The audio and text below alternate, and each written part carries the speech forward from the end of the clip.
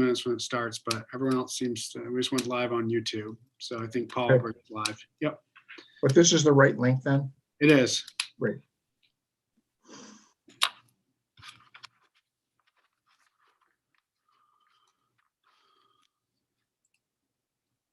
But you get on from at the office, right? You're kind of, Yeah, mostly. Sometimes I'll do it remote if I have a need to be remote. But yeah, usually I zoom in from my office, so I don't have to wear a mask and don't have to stand at a podium. Creature comforts. so, everyone else is, that's interesting to me that everybody else is there. So I thought folks were going to be remote. Yeah, it looks like I think the balance of the council is all at the dais. They all have room to spread out, and Tom set up like a workshop. Great. Yep.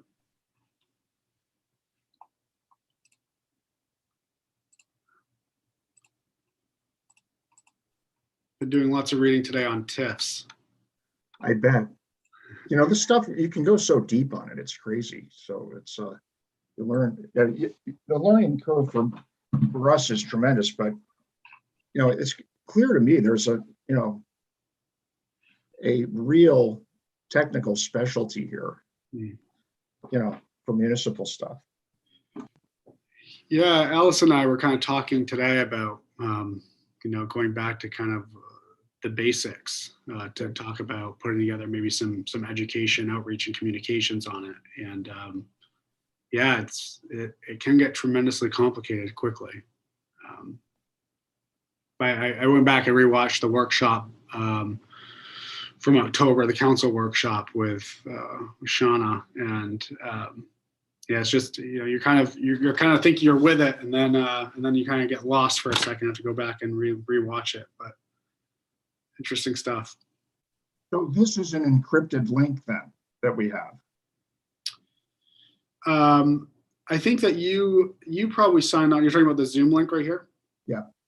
So you signed on through the public, but then Paul promoted you to panelist. Should I log out and come on in an encrypted link? Yeah, because it kind of pushes you out and brings you back in as a panelist. But does that encrypt me in so doing? I don't know. I don't know the answer to that. It's probably a Tristan and IT question. I do know that your camera is off. I presume you knew that. There you go. So let me ask you this. Should I jump out and jump back in on the encrypted link? Nope. You have the same permissions as if you would have joined as a panelist. But do I have the same protection? I think so. I think it effectively makes that transition. Well, if not, I'll drop off and drop back on again. Sure.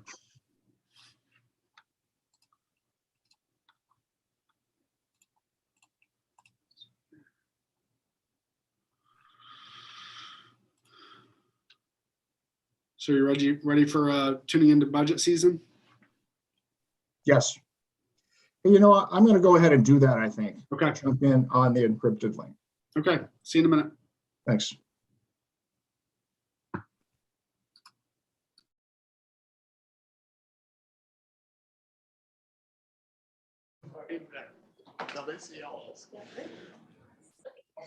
Okay. Good evening, everybody. Today is Wednesday, January 19th. This is a workshop of the Scarborough Town Council. I'll call this meeting to order and show that we have all council members, all 7 members present. Councilor Hamill is remote on the screen. The purpose of our meeting tonight is to discuss our council goals. And I'm not a structure guy, so I'll give you a little bit of a rundown of how I anticipate it going. I want to spend some time looking at 2021 goals and have a little discussion around those. I think we made some really good progress in a number of areas that it's worth revisiting. And then we're going to have an open discussion about where we want to chart the course for next year. And we're not taking any action in this meeting. The outcome is going to be translated by myself and probably with help from all of you into an order or goals that we'll put on a future agenda, a regular meeting, so the public can comment on them and that we have time to process and distill them as well. So that's the goal. I hope it goes well. Are you able to bring up? Yeah, I'm the- doing it right now. Sorry. Okay. I had completely spaced it before.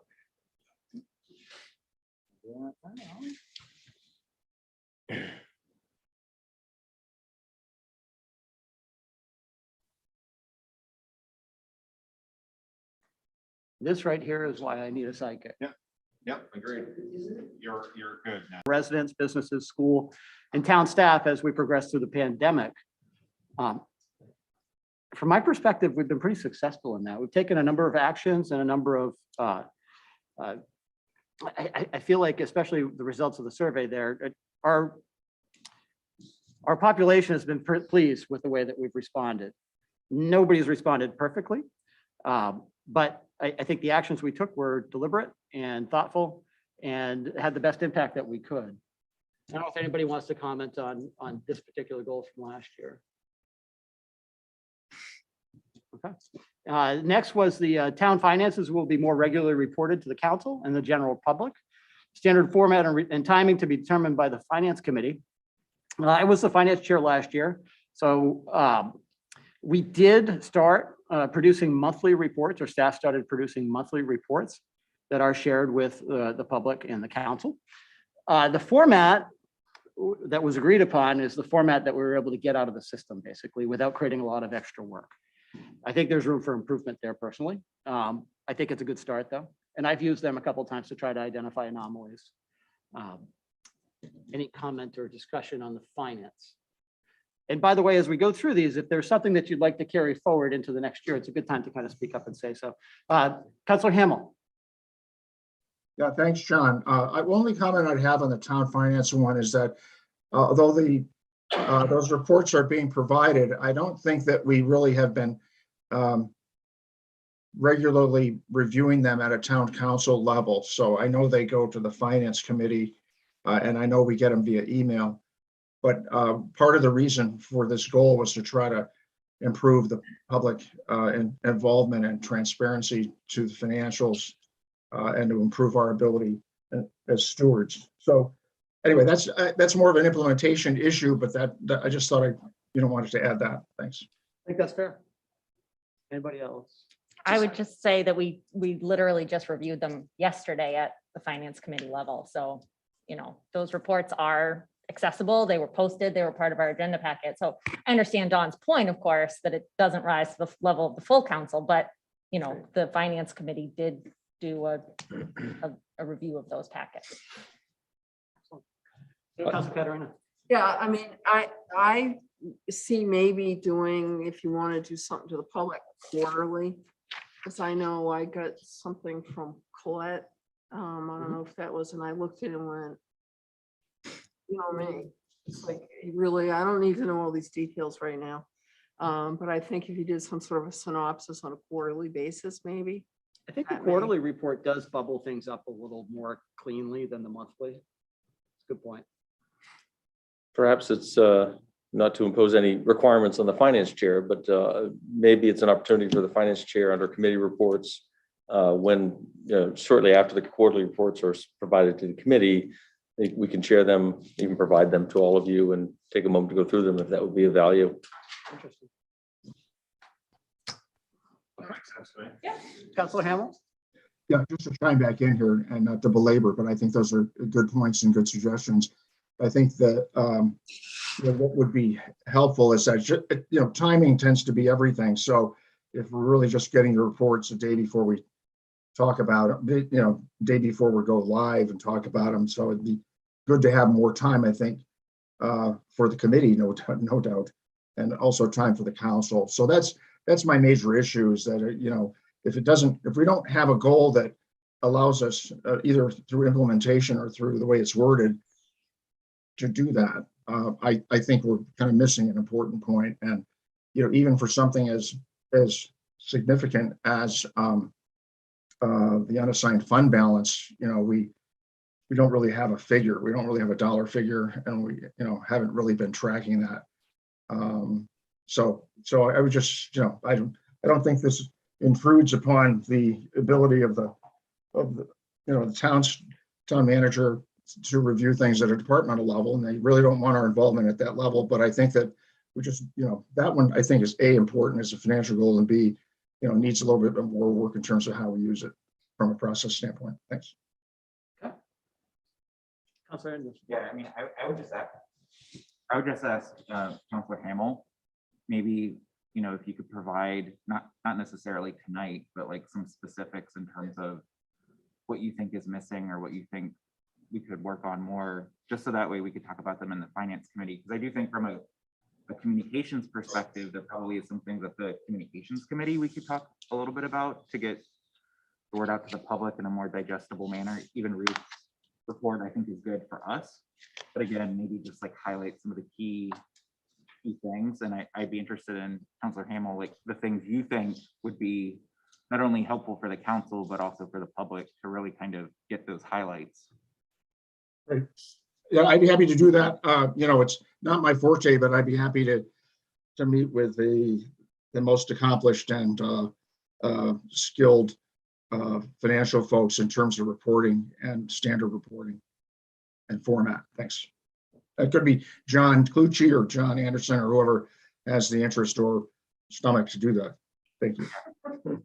I'm happy to do it from more of a public simplicity, ease of understanding perspective. I would lean on Counselor Clucci more from a technical, So here's where I got kind of stuck last year. It's worth an explanation, right? I have a lot of experience in this space. But me producing reports or setting up routines that nobody can follow or track or manage or maintain doesn't do any good. Right. So I wanted to start with something that we're all comfortable and familiar with. And the fact is the details there is just not very user friendly. I'd love it to be more user friendly, but I think you have to take small steps sometimes. And that's the path I chose.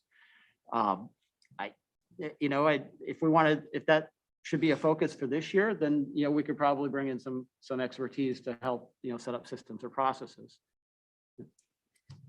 Go ahead. It's hard to talk so much on this point, but I did have some exchange with Councilor Ken Johnson on this from the standpoint of not only from a communication standpoint, but he's also very adept in terms of financials. Maybe from a private sector standpoint, but I think the solution to this would be resident among we seven. Councilor Katarina.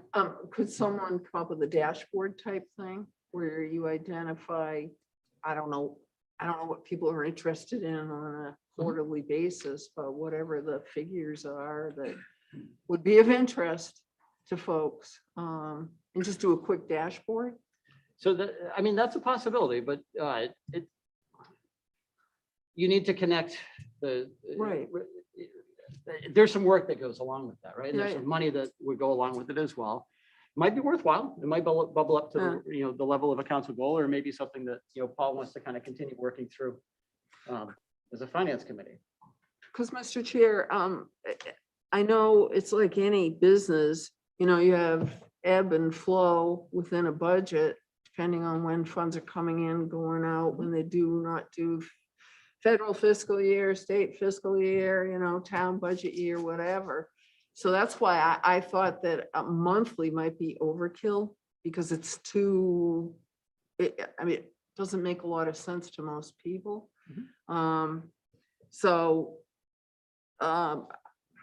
That's why I'm just suggesting, and not being on the finance committee, if there are highlighted things that need to or should be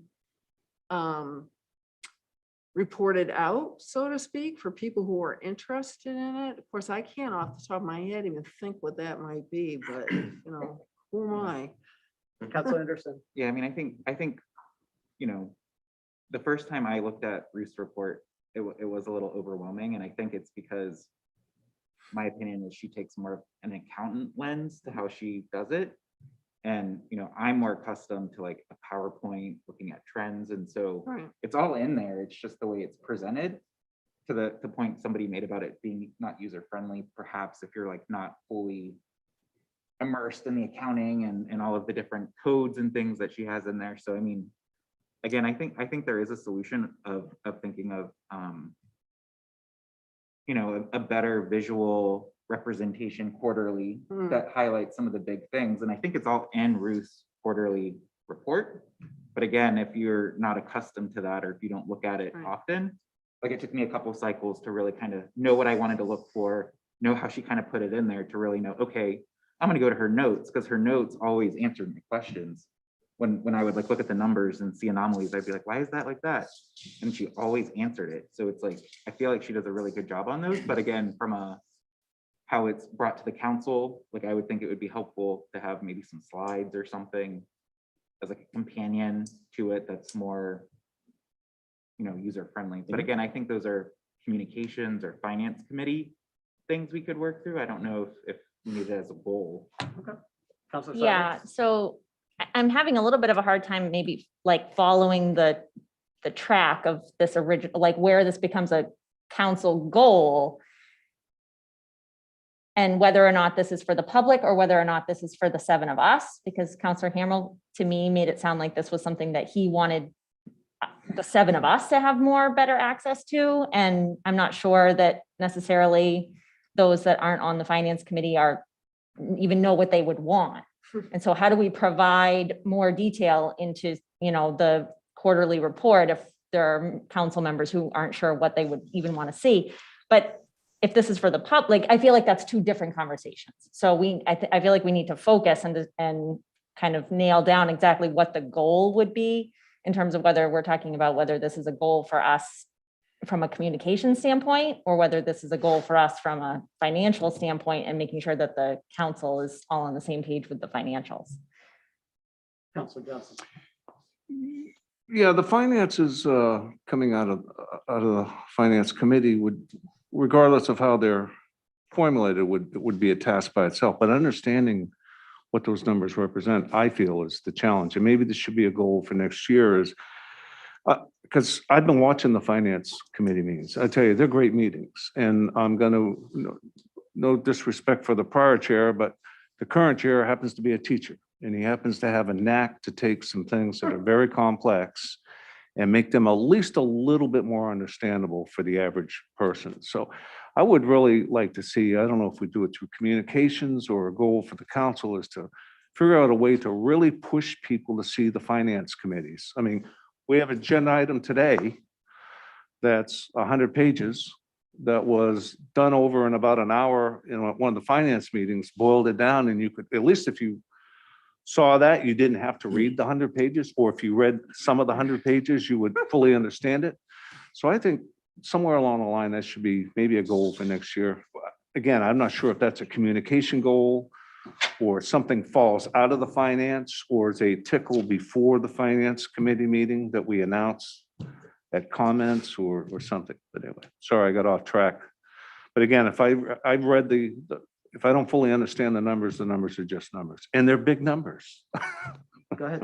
Yeah, just reacting to what Ken said, you know, I think if you think of the survey, there was one question, or one of the focus areas was around affordability/taxes. And again, I think one way we address that is through more communication, where, to your point, I like the teacher analogy of like keeping it simple, keeping it high level, but taking the data that Ruth shares with us on a quarterly basis and trying to convert that into something digestible for the public, so they know not only how are we performing financially, but kind of what they're getting as a result of it, which, you know, is kind of addresses that particular area in the survey that came out as a key area of focus.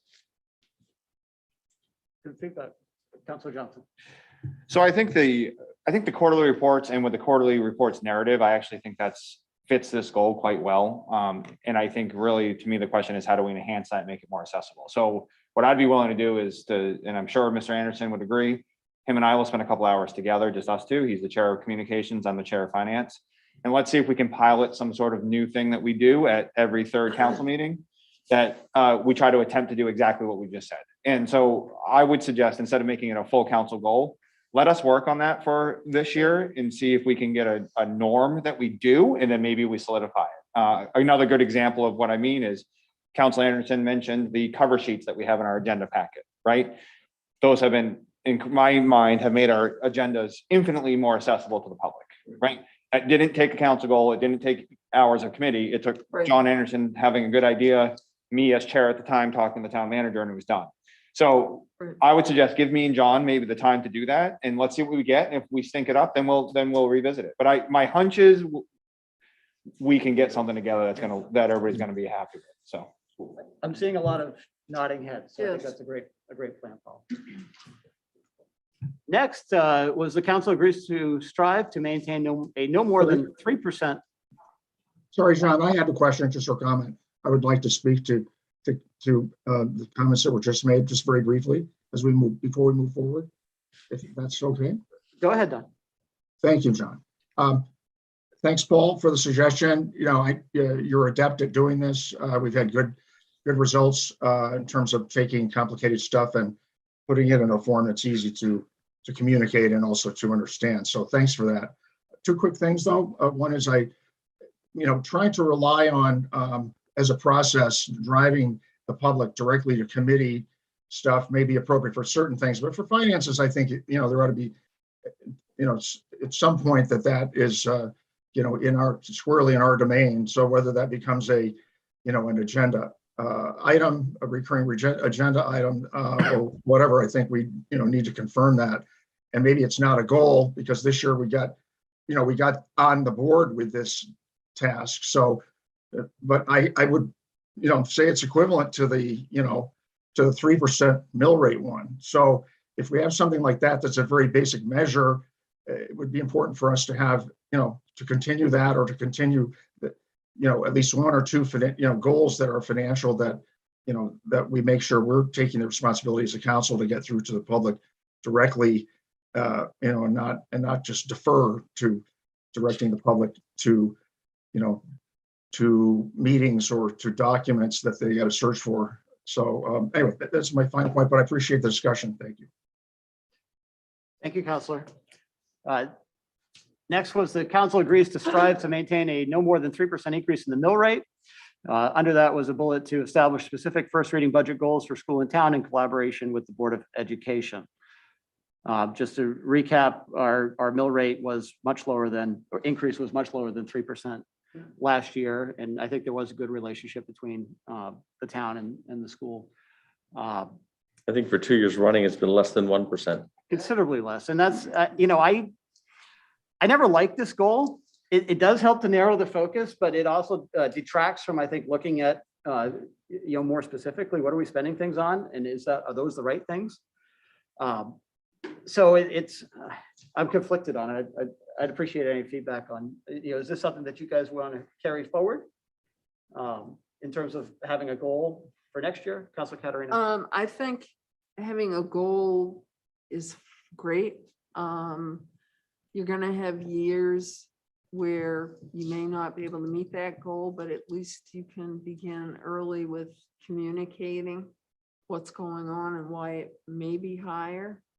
But hopefully, knock on wood, it's not gonna happen anytime soon. But I just feel very strongly that we should have something like this there. Quite frankly, I hear all the, we have this talk about, finances and who's, interested in finances. I mean, again, with my long experience on this council, the bottom line is most people don't care until they get their tax bill or find out, what that tax rate is going to be. So this point of focus here, I think it gives the public some confidence that we're setting something that's reasonable, it wasn't just a pie in the sky number that was picked out of the air. It was a former counselor did some research and analysis and came up with this number as a reasonable number. So I'd like to see us keep this. Councilor Seidler? So one of the challenges with this goal, because I have sat on the other side of the dais for this budget process is, and I vocally push back against this, is that it's very difficult for the Board of Ed to meet a 3% mill rate goal when they're only a piece of the equation. And so we all kind of wait until Tom presents what is going to be the town side, and then that school side is factored in, and then we look at ultimately what the, you know, final mill rate is going to be. But when it comes to building the school budget, you know, they are using past budgets and indicators to build their future budget. And they know that if they stay within a, you know, roughly a 5% net budget increase, that usually, you know, we can make that 3% mill rate goal. So all that is to say, if the council wants to maintain that from a communication standpoint for the public, so that they know that we are still committed to a predictable tax rate, then I can get on board with that.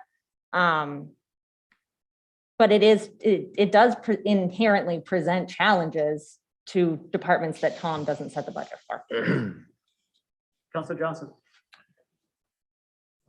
Yeah, I definitely understand that's a challenge. I'm looking, I hope we do carry this over for next year, especially because of this year. We all, unless you're living under a rock, know that we are in a high inflationary period. Even with a 5.2 increase in Social Security for senior retirees, they had a 14% increase in Medicare. So, and now gas is $1 more than it was last year. And I have no idea how a family of 4 shops at Hannaford and still survives. I'm still blown away when I see their tallies. So I'm going to be extremely cognizant of the fact that just other factors in our environment and the economy are, we've really got to hold the line this year. So hopefully we do carry this over for a goal. Very good. I would just point out those same inflationary challenges will present themselves in our budget in many respects as well. Mhm. So that's the challenge of putting this goal out there kind of arbitrarily without appreciating a number of external factors. On your agenda tonight and perhaps in an upcoming meeting, we're going to be making some decisions on what we're going to do with tax increment financing revenues. And those decisions will have an effect on next year's finances, frankly. So those are the challenges of setting a somewhat arbitrary number that is politically palatable. It doesn't necessarily recognize the challenges that we face to run the operation. So I guess I'll elaborate a little bit. So from my perspective, this council is not going to let, unless there's a really good reason, a higher than 3% mill rate go forward. A little more clear guidance to both school and town might be come in at first reading with like a 4.5% gross operating budget. And let's see where that shakes out. And then we can look at where things, because revenue is complicated, right? We don't spend a lot of time with it, and that plays into your mill rate, so it doesn't growth. But what we definitely can control is where our spending happens and how quickly we allow that to escalate, aside from the inflationary effects. Those are going to be a challenge this year. But I guess I tend to think of it a little more along those lines. It's, you know, this is your spending, you grow it by this much, let's start from there. That's interesting. You know, the focus of your comments were really focused on what we control, which is the spending, the gross spending at first reading. That gives us, in the formative stages, a very good benchmark to work toward. Whereas traditionally, these 3% have really been on the back end. We're going to end up here. And we're setting ourselves up for some challenges in that regard because we always start much higher. And there's, from my perspective, very good reasons for that. We need to start the conversation at a certain point, which inevitably is never where we're going to end up. We know that. And unfortunately, that grabs the headline in the leader and carries the commentary for probably the balance of the budget period until you get to final reading. So, I mean, there's past councils have had the similar challenge as you. So I would want to, before I committed to 4.5%, actually look at data because I'm going off of old memory right Oh, now. right. But Oh, yeah. how does everybody feel about keeping the 3% subject to, you know, first reading, we expect spending, operating expenses to come in 4.5%. But question for you, just clarity. Okay, I see you, Don. Oh, sorry, Don. It's just that aren't we using more certain blended metrics starting off this year for like organic growth? Didn't we incorporate the assessor That's going to help with the model a little bit that might give a little bit more surety going in? So we don't just start with an arbitrary number and then have to, you know, scurry around. So I think were there others or was it just that one? That one, we adopted a policy a couple meetings ago Right. to give direction to Tom for how to come with an evaluation estimate.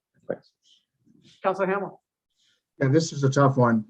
There's no question that the challenge is getting much tougher in terms of our ability, to control certain things. Tom mentioned inflation. We've had a lot of spending with revenue coming from a state and federal level. That's likely to be with us for a while. So, I mean, we have a lot of things that are happening that are making that much tougher and very likely unpredictable. So I think it's going to be important for us to keep a financial goal of some kind, a broad one like this, B, possibly try to refine this one or find one that's better. We spent a lot of time getting agreement on that one. And I appreciate very much April's commentary on this. She's probably, more qualified than all of us combined to speak about the challenges of doing this between the school and the town. But that notwithstanding, I mean, for example, we have an unassigned fund balance commitment on the charter. We should be able to track that and monitor that. And there may be other ones, like Tom mentioned, like the TIF funding, which I think is a brilliant innovation and something that's very good for both ends of the spectrum. The folks that see the need for increasing services, but also the folks that, have difficulty paying for them. So, I support the energy and effort to find this. John Clucci, I know you don't like it, but you have a greater facility and more access to numbers than anyone I can think of. So, but I have a lot of energy for this, and I just think we need to be very careful and deliberate about what we do in terms of changing or adding or deleting a metric. Mr. Chairman, what I thought I heard you say is that there would be a two-part goal, that we maintain the 3% at the end, Yes. but to establish a more, I won't say realistic, but a more maybe accurate target to start the conversation at first So, reading. what I'm picturing there is council agrees to strive to maintain no more than 3% increase in the mill rate, which is what we've done. Yep. And to, for staff to arrive at first reading with a gross operating budget increase of 4 to 4.5%, whatever it looks like the history says it Yeah, should. it could be a blended. That's where the town and the school, because I think we can be closer to 3 and they can be closer to 5, is what the history suggests. That's what my memory is too. Yeah. I know you have that, don't- and we can I don't agree to wanna- disagree about where the projections come from for that. I lost my train of thought though. Tom had said something that Sorry. no, it's okay. I'll let you know if it comes back. Councilor Anderson? I was just gonna say, I support your dual approach of giving actual guidance that is helpful for the budget that's within our control. Again, I appreciate keeping the 3%. I do think it creates challenges as we have conversations, because that tends to take over the focus. And I don't know if there are other things we could think about too, to add that help move away from that a little bit more. It's important, and it's an important thing that we think about, but it's not the only thing we should be thinking about when we're setting budget goals and targets. So, I'm really interested in personally, again, hearing from town staff based on the survey results, what they feel like they need to do, what they need to invest. And I don't want to stifle getting some of that information, because they're going to be having some number in mind. And so trying to keep the process pure by allowing town staff to come forward with what's important, then allow the council to kind of make choices based on any certain goals we want to set, whether that's a cap at spending at 5% or whatever the number is, or the mill rate. But I want to allow them to go through the process to ask for what they need to deliver on what the community wants, and then let the finance committee and the council through the budget process figure things out further. Councilor Johnson? Yeah, I agree with Councilor Aronson. I think that this is it's a communication device first and foremost. I think we've always, in my time on the council, we default on this because it's easiest to communicate with the public. And I think we let a communication device dictate how we do our process. And sometimes that's frustrating. To John's point, a budget should be reflective of your values, not reflective of, we need to start at this number and just keep going down, down, down. I think it's very clear that nobody in this room has any expectations of going above 3% or perhaps even 2% or 1%. But if we keep going with this momentum, at 1 year, we're going to break our promise. And we might have to break the promise for very justifiable reasons. And to me, then that becomes a massive communication hurdle. I think over the last 3 years, 3.5 years I've been on council, our communication outlets have improved tremendously, right? So there's very little mention really publicly about that 3% goal, unless we make it and a local news reporter is watching our workshop on YouTube after the fact.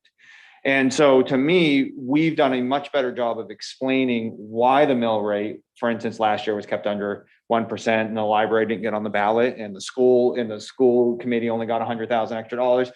We've done so much more of that to explain why the budget is the way it is, that the 3% to me was more like the safeguard to just say, hey guys, as we embark on this journey, no, we're not going to just go nutso. I don't think we need that as much anymore because we've improved in the other areas. So I'll totally support it because I understand it. However, there's going to be a time where we're going to have to break that. You'd like to move on. But yeah, I think it's time that we get better. I mean, I think the 3% goal was an easy to communicate, frankly, Band-Aid to say, you know, hey, back 2 years ago, I know the property tax went up 9%, you know, not 2 years from now, but back in the day, we had some bumps in the road. And that was almost a promise not to let that happen again. Well, I think the track record so far has shown that that's not going to necessarily happen. And if it does happen, we should reserve the right to have it happen if it's a necessity. Nobody wants to have it happen, but you know, I mean, we thought it might happen the last 2 years because we thought the revenue was going to fall out, and the exact opposite happened and we got lucky. But I don't know. So with that being said, I do this every year and I go along to get along. So. Right, and I don't want to belabor this, you know, and keep this conversation going around and around, you know, but I have served the other body for 3 years and couldn't stand, you know, that's what Councilor Johnson said it very well. This was a communication tool to assure the public, you know, of the council's, you know, promise. And it became an easy thing for people to fall back on. And now we say, okay, good, we're under 3%. But at first reading last year, the council reduced the budget by $1.4 million and y'all voted. And then school board sat there and said, well, what percentage of that is ours? Like there was no future, you know, there was no additional guidance after that. There was no joint meetings. And so you know, Tom and the superintendent, presumably, I was not on the finance committee last year for the board, but you know, we come in at this 1% number, but it's a lot of just lip service. It really is. And so when you go back to the school board after first reading and you say, well, the overall budget that was presented needs to be reduced by $1.4 million, but you don't say to them, and the school's piece of that is 45%, then we're staying under that 3% goal. And it's so arbitrary. The school board literally just has no idea what and last year they didn't reduce the first reading budget that they presented, and it ended up getting council approval. So it's really hard to just go along with this 3%. I've been hearing quite a bit about, and maybe I'm mishearing here, but the 3% wasn't arbitrarily chosen, okay? It was set as a result of research that was done by Will Rowan, who's a numbers geek like Mr. Clucci is, based on facts and figures. So it's not an arbitrary number. Now, granted, when he did cranked his numbers, things have changed since then to some degree. I still think that it makes sense to look at and keep that 3% number out there. And as I mentioned previously, if in fact we hit the skids, so to speak, you know, the economy or whatever factors require it to be higher than 3%, then yeah, that's where we have the communications committee. That's where we have, you know, our communications person to get out there and really start educating the public on what the reality is of whatever is going on in the world at that point. As to the school side of it, I mean, again, it's the council sets the budget and the school committee has to live by it, so to speak.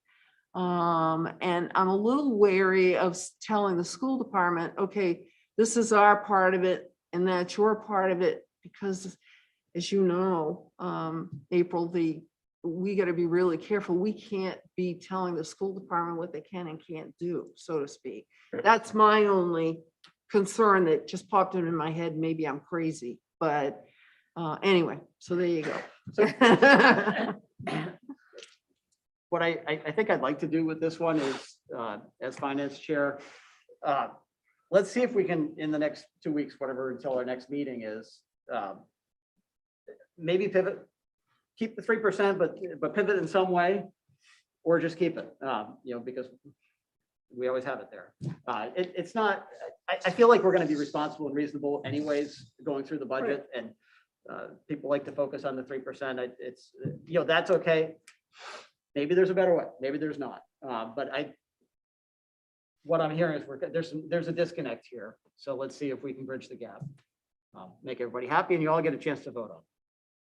Retire to CPI or something. Oh, Interesting. geez, don't go down that I road. will simply notice, Good CPA. I'll simply note in passing, we will be preparing another comprehensive communications plan around the budget. So it's kind of a 90, almost 120-day period. I think there's an opportunity for some advanced work. We shouldn't assume the taxpayers are going to recall what we did last year, and certainly not 2 years ago. So I think sometimes we ought to take credit for, good work in the past and remind, what we've done. It goes to the point of, hey, we've had these goals, we've actually exceeded them, and we've got a track record here. I think it starts to build some level of confidence. And at the end of the day, once I present the budget, the superintendent and I, it's yours to do what you will with it. So you'll make it what you want. And if it's to right size it to a certain place, that's within your authority, clearly. So whatever we start with, it's ultimately up to you to where it ends up. Council Johnson. I apologize for taking the last word or the last Please do. word. I think I'd be comfortable with 3% goal if we maybe, to your point, or, I know you said the first reading, second reading goal, or a school goal and a town goal. Let's maybe commit to something that makes the process not revolve around that 3% goal. That's all. I mean, there's nothing wrong with telling the taxpayer, hey, we're not going to hike up your taxes. Nothing wrong with that. We should say that. That should be our objective every single year. But so when I talk, my frustration with the 3% goal isn't the fact that we promise that to the taxpayer. We should try to promise that to the taxpayer. My frustration is it takes us out of what the mindset of a budget should be. Right? Give us town manager, superintendent, tell us exactly what you think is needed. Let us have thoughtful conversations of what we value the most this year. Right? And then frankly, the last couple of years, 3% hasn't even come into play because we knew we've been under it. So why did we, if that was the case, we should have rubber stamped everything and moved on and didn't have any discussions. So that's the other side of it where, sometimes it makes so anyways, we'll do it. In finance, I think we should discuss it. I guess, I think for the harmony of the council, I think we keep the 3%, but if there's some sort of goal that dictates the way that we approach the process, I think maybe that would build consensus.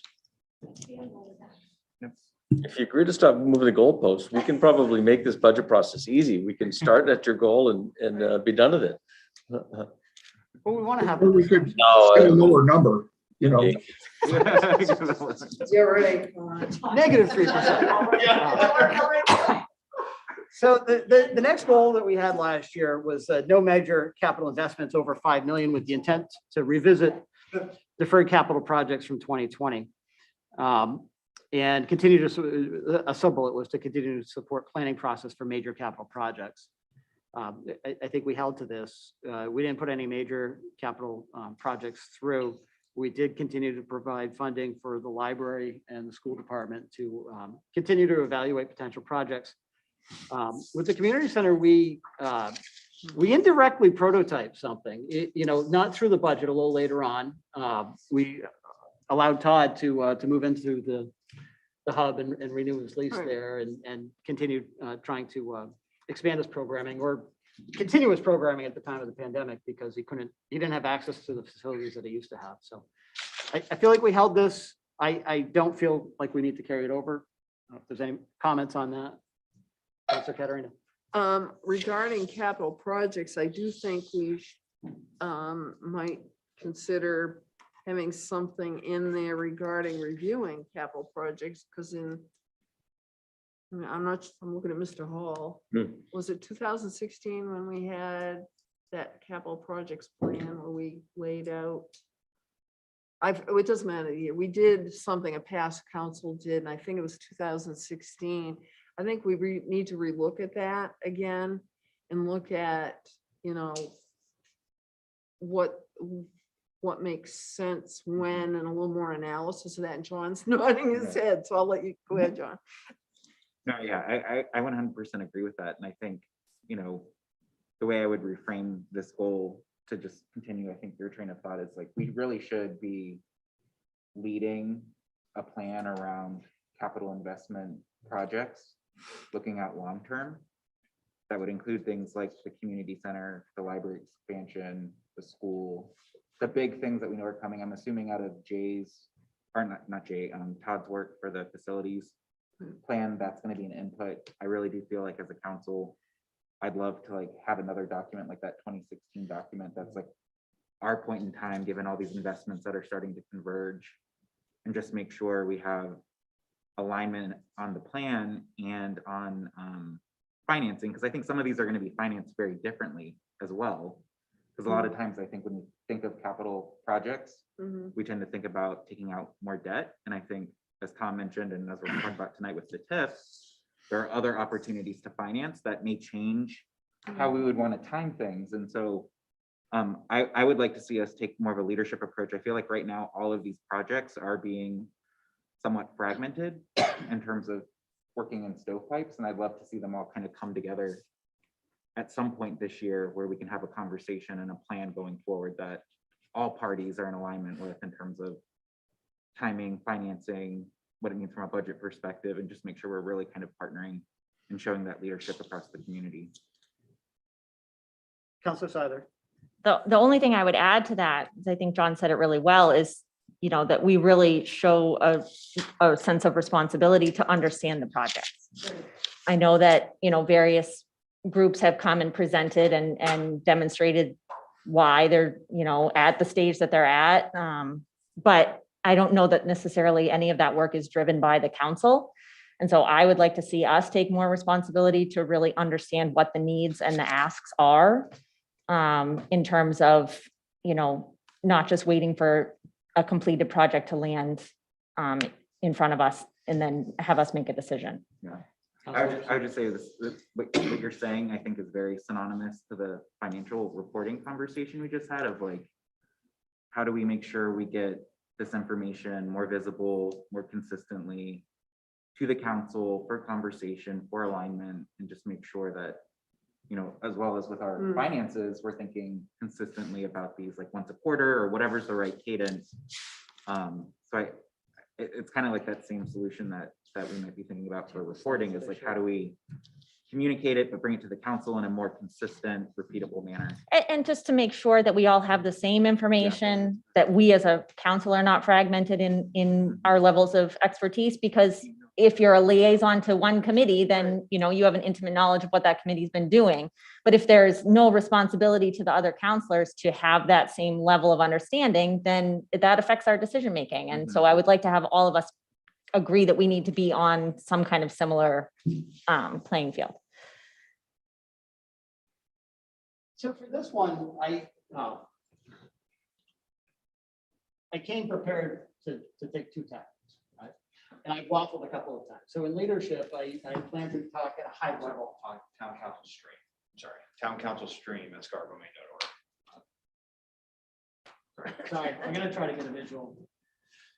Town council stream. Yeah, at scarbomaine.org.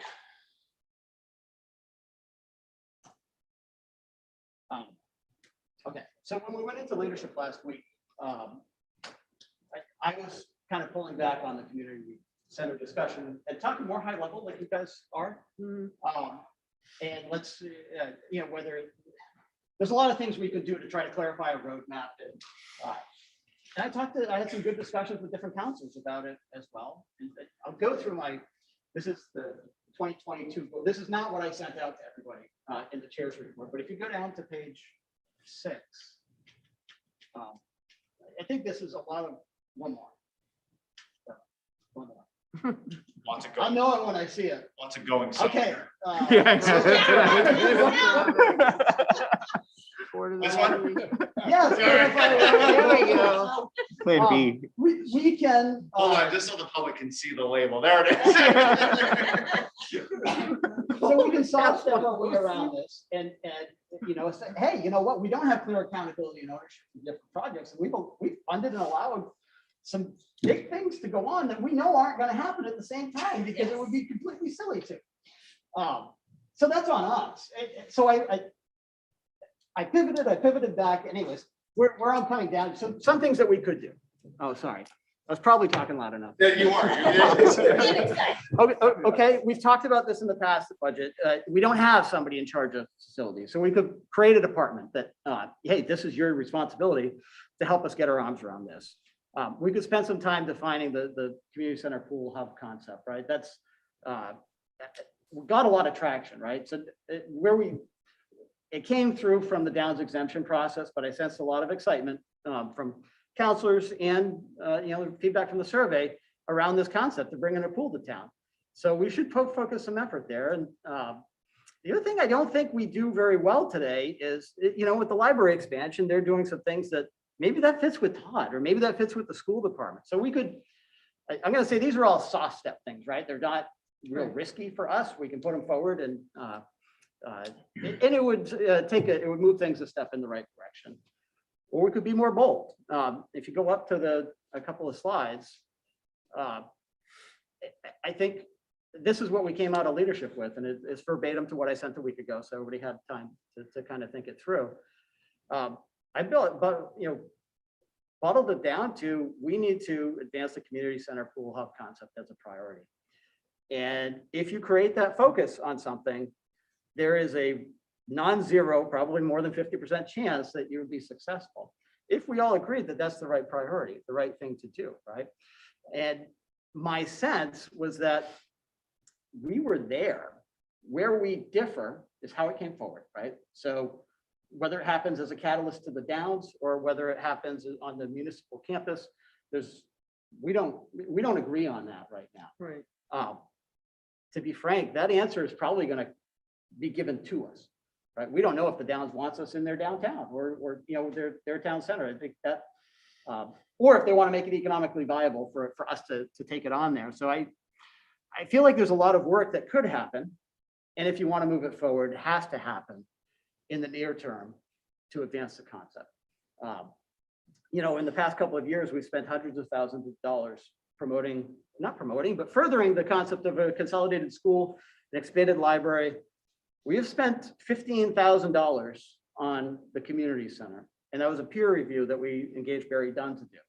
I feel like I have a really good base of work to work off of with this fund, and we got it for free.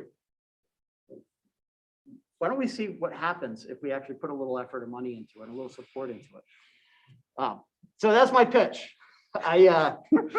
He timed it. I welcome your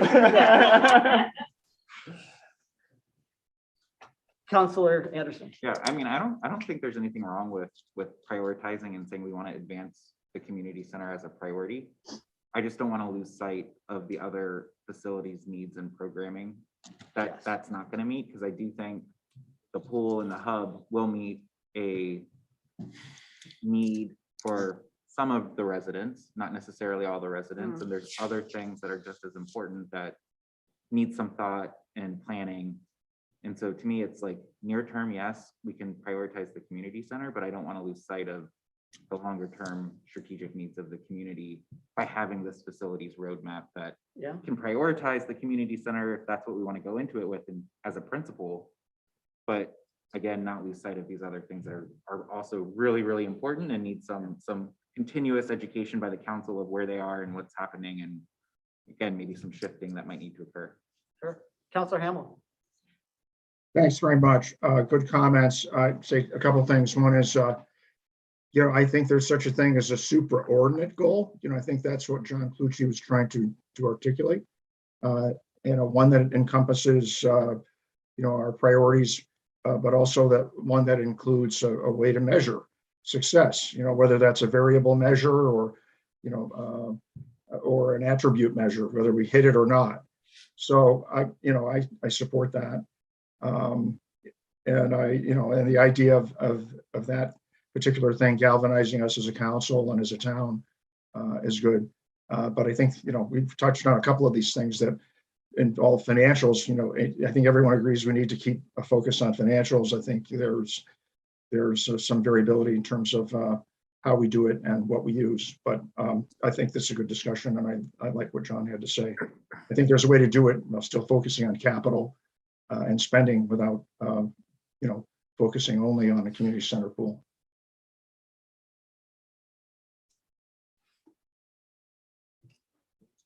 Councilor Sutton. I worry a lot about what this sends about the school. I know that they are not in a position to come before the council anytime soon. But I kind of feel like I'm in this position where I'm trying to hold this enormous floodgate to say, just give them more time, give them more time. And I don't want to do anything that's going to jeopardize the advancement of that project. I understand the need for that project. And I know that their timeline has taken several detours over the last couple of years for a lot of different reasons. But that need is not going away, even if we take the enrollment conversation right out of it. And so prioritizing the community center, I know, I agree, the survey results speak to that. I know that the community has wanted that for so long. I really worry about prioritizing that over the school and what that says about our overall priorities. Councilor Johnson. I don't want anybody to get angry at me, but I get to see the work on the school. I'm looking forward to seeing it. Okay, so I'm kind of the person that likes to address what's in front of me. And I know the community center residential committee did great work. It's a start. I support the priority to move it forward, but without any promise of delivery.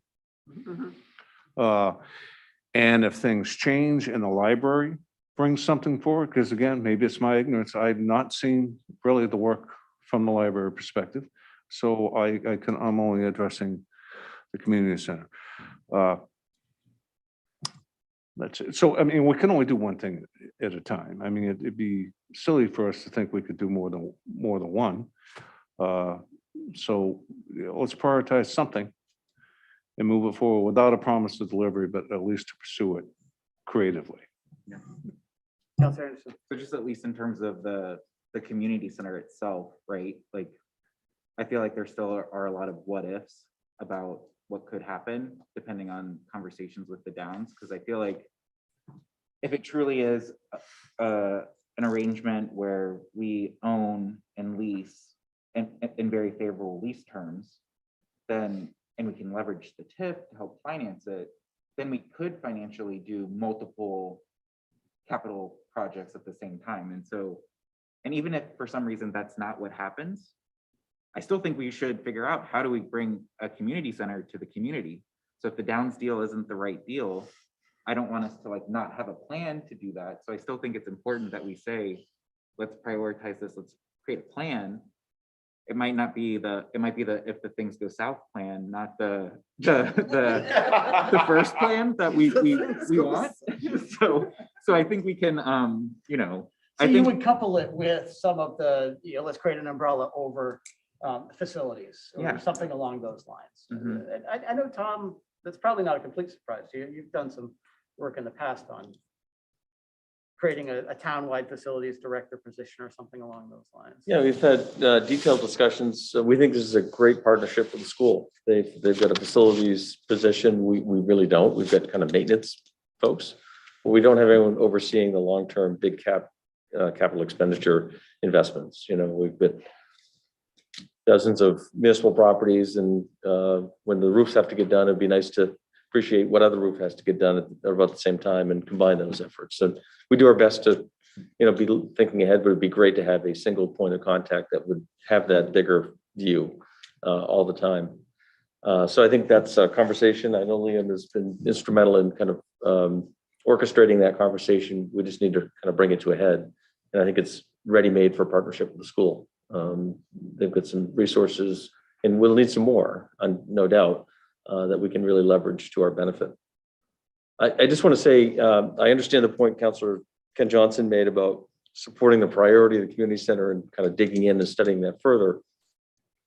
And I also understand there's no promises, but I've heard in prior conversations, perhaps an expectation of getting this to the voters as soon as this November. And I guess from my perspective, I just want to say for that to happen, there's a lot of detailed work, some investment that needs to be made for us to make a credible case, one, to understand what we're proposing, and then two, to really make that credible case to the voters why it should be supported. So this is, if we're going to commit to it, I think we need to commit to really commit staff time and consulting time to really understand this at a much deeper level than we do right now. Yeah, Tom, actually, that's why I said, don't promise it, because I was thinking we're in January, have to come before the voter in November, and there's a lot of work to be done between There is. now and then. So that's what I meant about just not promising it. It may have to get ready for June or whatever the next iteration of the voter is. And I stripped that up. So that was part of our presentation. It wasn't part of the goal here. It was, let's invest some resources to defining it. What is it? How much does it cost? Some of the core things that we've been spending money to evaluate about the schools and some of the comments that Councillor Anderson made, I think will be known whether we make those decisions for ourselves or the Downs team makes them for us, or a little bit of both. But I think within the next couple of months, I think there'll be clarity on whether there's an opportunity worth pursuing. And if you want to put it on a November ballot, let's pretend, you got to have everything ready to roll by beginning of August, Yes. if not before, because you got to start selling it and what you're doing, because early voting starts at the end of September. Yep. So you got to have, there's a lot of work. there's a lot of work. And That's why I was very concerned about hearing that there was a thought of putting it on the November ballot, because I don't think it's going to be ready for prime time, but that's my opinion, and I'd like to, if someone else wants to convince me of it. And if I could just, and I understand the school's concerns and whatever, but I mean, to be honest, I've been on this council for 6 years and I keep hearing about, well, the school want to do this, want to do that. But only 1 year, and I can't remember what it was, they did some plan for, I think it was Harriman or somebody, I still have it somewhere, but I haven't heard boo since, really. I mean, rumblings and maybe this or that. So, the school department, if they think they want to do something, they've got to also be getting their whatever together and what is it you want to do and when and why. That's why I was saying that having a big picture of what are the needs of the town facility wise makes sense. I don't know. I've got mixed feelings about saying, oh, let's go all in on the community center, just because. So I should clarify. So I wasn't saying go all in on the community center, but let's give it the same support that we've given to the schools. So there's no head of a community center right now, right? There's nobody advocating for it. There's no movement behind it. But yet 86% of our population is either neutral or in support of us having one. So that's a remarkable number to me. I know. If I could just push back on it a little, Yeah. you know me, I like to push. It is that 86 is percent. And that's great. But again, we didn't dig in our survey either as to, we were just saying, oh, if we had these, what would you rank them?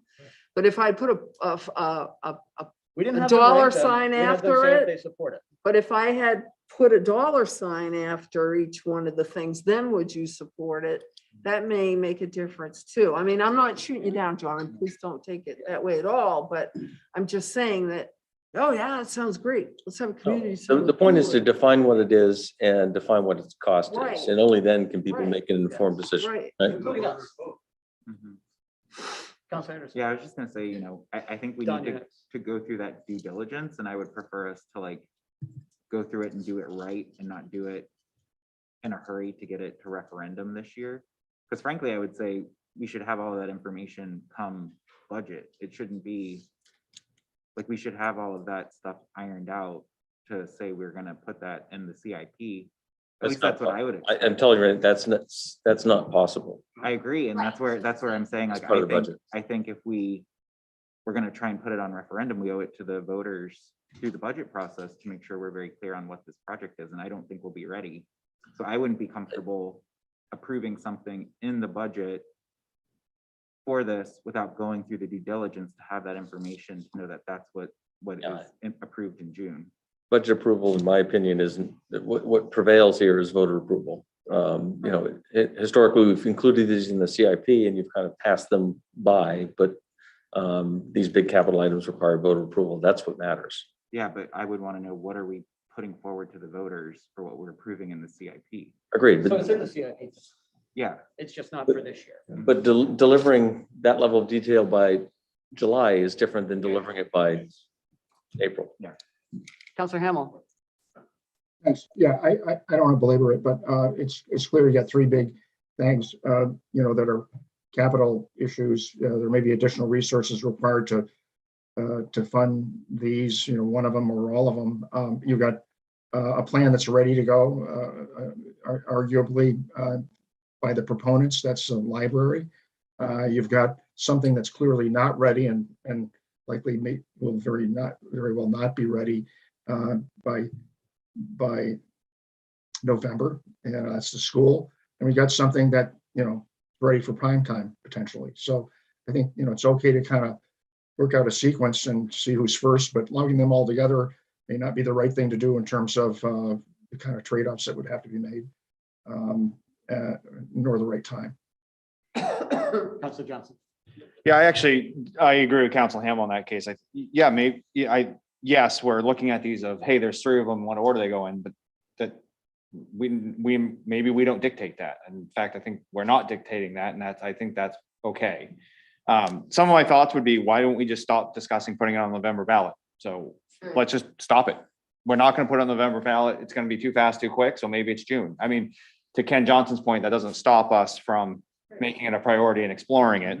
And to Chairman Scallucci's point, we have spent $0 on this thing, and by far it has the most support amongst the community, and frankly, possibly around the seven of us. I don't know. I would say, the community center committee put out a survey. The survey asked what you wanted in a community center. The survey asked if you'd be willing, if it increased your tax rate, would you be willing to pay for it? Then we went and spent $20,000 on a third-party professional. And then the results were very similar. And it wasn't, by the way, I want a community center. It was pages of people taking their keyboard themselves after taking a 20-minute survey and typing in, we need a pool. So this argument that, but what about the basketball court? That's not, this has been answered. And if we continue to do these surveys, but then balk at them and decide, well, no, we have evidence slapping us in the face. It is not good governance to do all of these things, but then continuously loop back to the starting line. So I think let's give a little bit of credit for Jean Marie. You snuck it in at the budget 2 years ago. Ken, you took that survey and ran with it and doubled the budget. And you were like a dog with a bone last year in that committee. You got it done. We got a ton of good data. Let's use that instead of always going back to saying, well, maybe not. So that's number one. That wasn't a knock on you, Jean Marie, because I have the same, Ken Johnson poo-pooed the community survey. Like, we've all done it. So that's not a knock on you. Well, hold on, let me finish. And then also, the library has a force behind it. It has a tremendous amount of funding, and it still has minimal traction. And I'm not going to disparage the school process. If I had $100 million project that doesn't fit anywhere in town, I'd have a hard time figuring that out too. So to me, I mean, and by the way, 3 superintendents in 5 years. So I mean, this is not a fault of the BOE. So that is what it is. And so if we have some of these natural forces popping up for us to prioritize, like Ken says, prioritize, but not promise, we would be fools not to do it. I mean, we're in this great position with capturing new TIF revenue, with the Downs needing something from us. There's a natural fit there. We should put resources behind it. We should act like we want to get it on the ballot and be in June or some undefined time, but let's do it. And then let's see where that takes us. And that doesn't mean we have to, cut off these other projects. Right. But I've said publicly, and I know I haven't made a lot of friends in it. I have a hard time standing here today saying that I'm even considering a library or school. I certainly, as a counselor, am very intrigued with the community center right now, just in this moment. I'm just being honest with my feelings and my thoughts. So there's my pitch, Kikuchi. I backed up your pitch with my appreciate pitch. you coming on board there. We Mr. bookended Chair, it. If I could just reply, Please. Paul, I was just going to say, thank you for bringing up that other survey that was done by the committee. I totally forgot that, so. We all Yeah, I'll eat some of my words back. That's fine. Yeah, and I wasn't, it's not a knock on you because I do it. I mean, No, it's no, just, no. it's I just, totally forgot about right. that survey. We that we you'd have put in a done this. Yeah. lot of effort. Yep. That community center committee lived this thing. They lived it for 9 months. Yeah. We can't just decide that didn't happen. Right? That's all, which is easy to, by the way. I mean, I think the point is, and I think maybe now I'm just repeating what's already been said, is like, yes, let's get a plan in place. Let's make it a priority. Let's make sure it's of attention for the council so that it advances. Because again, I think partly with the community center and all the work that was done, it was done 2 years ago. It's kind of gotten lost. I read it this past weekend and it is phenomenal. Like one of the best pieces of work I've seen. I don't know if everybody has, or when the last time everybody has looked at it, but like, again, I feel like that's our starting point. We have a starting point. We just need to say, okay, what's next? And we kind of have the what's next a little bit with the conversations we're having with the Downs. And, hopefully that works out and then it can continue to build from there, right? Like I'm totally supportive of that and want to see that continue. So I think I've received some feedback. I don't know that I have it worded perfectly in what I sent out in the chair's report, but I don't think it's drastically off. So I'll finesse it and I'll circulate it and see if there's something that we're comfortable all getting behind. And if you have suggestions, please feed them as well. The next one that came out of leadership was to take a deeper dive into the survey work. I know, Tom, you've already taken the lead on this with some of your staff, but I think we could also route some or get some meaningful feedback from the committees to help us better understand where we can improve. There's a whole lot of granular data there that we haven't really even scratched the surface on. So this is something that came out of leadership. I welcome any feedback that you guys might have. Don, I can't see you, so I guess just talk. That's a risk. Okay, no problem. So John, on this one, I would say, could you call on me, John? Just Don? Yes. Thank you. Yeah, this one seemed to me more of a how than a what. I mean, the survey work is a tool. I know we're getting great traction from it, but just kind of casting the net to see what kind of fish we pull in. I think, we're going to do that. I know that's a task, but I don't know that it, needs to be, on the list, but I support, I get what you're saying. So that's my only comment. Thanks. Councilor Johnson. Yeah, no, I support this, and it could take a whole variety of directions. I mean, we understand that, and remember, this was a sentiment survey, okay? There were no dollar signs in there. It's your sentiment. What would you feel? If somebody came to me and said, you want a brand new F-150 or a Mercedes coupe? I'd take the F-150 all day long. I'd probably end up with a Ford Ranger, but it would still be in line with a truck. if you know what I mean. That wasn't an option. The Ranger was not. Ah, but it's still a truck. Tom. That was the point. It's still a truck. But I mean, we know that one of the strong sentiments is getting around pedestrian wise.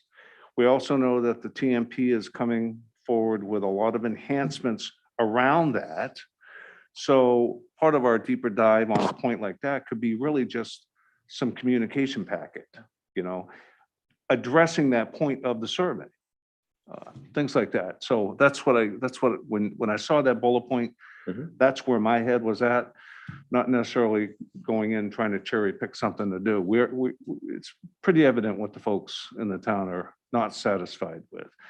And you know, again, budget time, hopefully, I know I'm going to plan on meeting with the new police chief to see what he thinks after reading the survey about really the lack of visibility of our police in the neighborhoods. That is something that can be pretty much rectified with additional resources, especially if any of you guys find the time to do a ride with the police. You'll understand their method of patrol. And you'll see that it's very efficient, but you can see why they're not in our neighborhoods. So things like that. Counselor Katarina and then Anderson. Yeah, this is just a point of order, I guess, if that's right. I'm all confused because we were going off from this sheet. Now we've shifted to that because I feel like we still have something on this sheet that's unfinished business. What would you like to cover, Katarina? The charter. We need to get the town Sure. charter out there. So, That's on our point.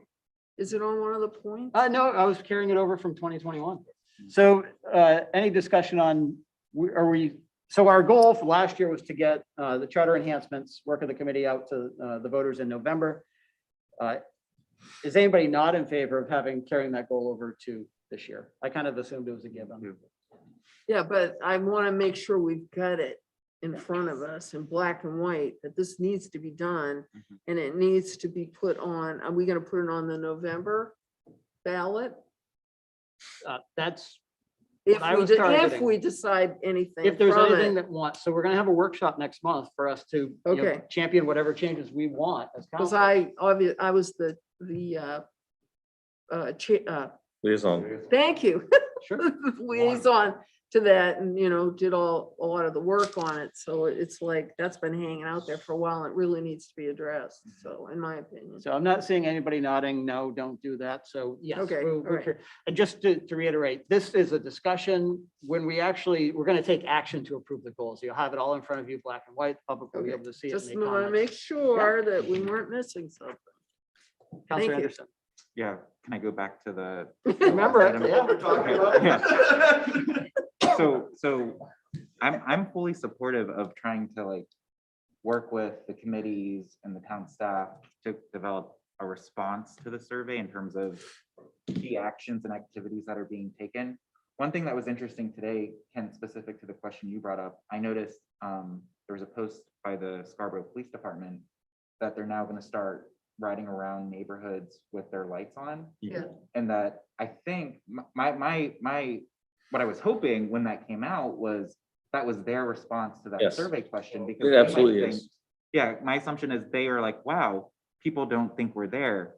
Maybe if we turn these lights on, that's not more money. And these aren't blue lights and sirens. I was Yeah. gonna ask. They call them the side lights. Oh, yeah, Yeah. yeah, with the And side. so lights. it's simply, to their point, they are in neighborhoods. They think they're kind of anonymous sometimes, so Yeah. they're gonna be a little more visible. Yeah. Whether that moves the needle, we'll see. Yeah, and so I mean, it's like those types of things that I would be interested to hear more from town staff or from committees. And again, I've kind of myself dug a lot more into the transportation stuff, being on the transportation committee. There's a wealth of information of things we're doing around traffic. It just could be organized, maybe communicated more Right. consistently so people know what's happening. And so I think there is an action plan we want to create around this. And I think figuring out how we engage town staff, committees to do that, I think would be a good way to respond back to the survey and share some of the. You know, in terms of leveraging committees, you can do it two ways. You could either have them look at results, the relevant results, and report back on what resonates to them and what they'd like to maybe work on. Or it could be top down. You could do your own and say, we think these are priorities, and kind of shift them around to the appropriate committees to advance some work in that. I'm not sure which one is better, but you've got some great talent on committees that we ought to leverage here. Mhm. I think it's a good way to engage. Mhm. All right. Next was commit to community engagement and communication.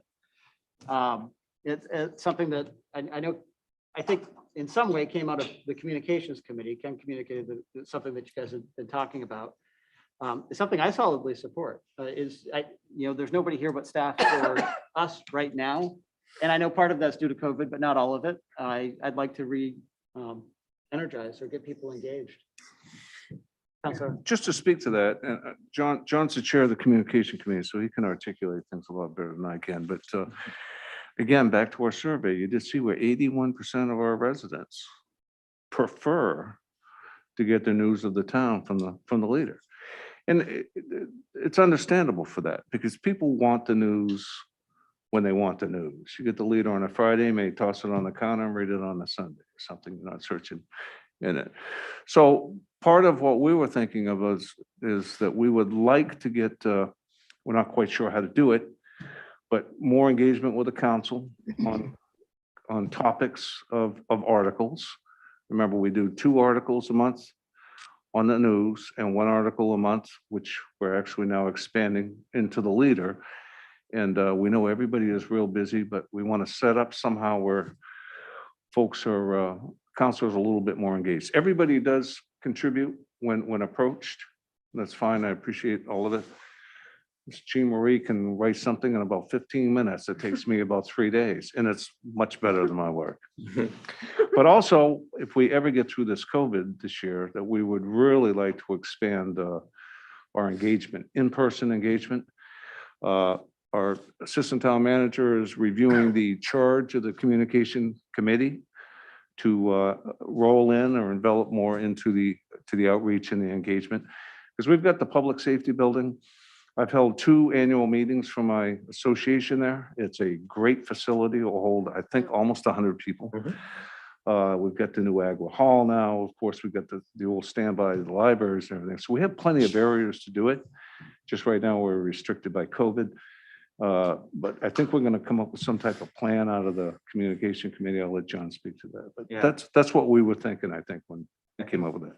I think you summarized it well, Ken. I think, at our last communications committee meeting, we brainstormed a lot of new tactics I think we could do. We talked about website enhancements. So like even the counselors having bios that are expanded upon that align what committees we serve on and what you can come to us for. Like April, as an example, is very much involved in a lot of the environmental sustainability conservation items. And so, she is probably the best astute to answer those types of questions on the council. So like directing people to her by making that more pronounced could be helpful.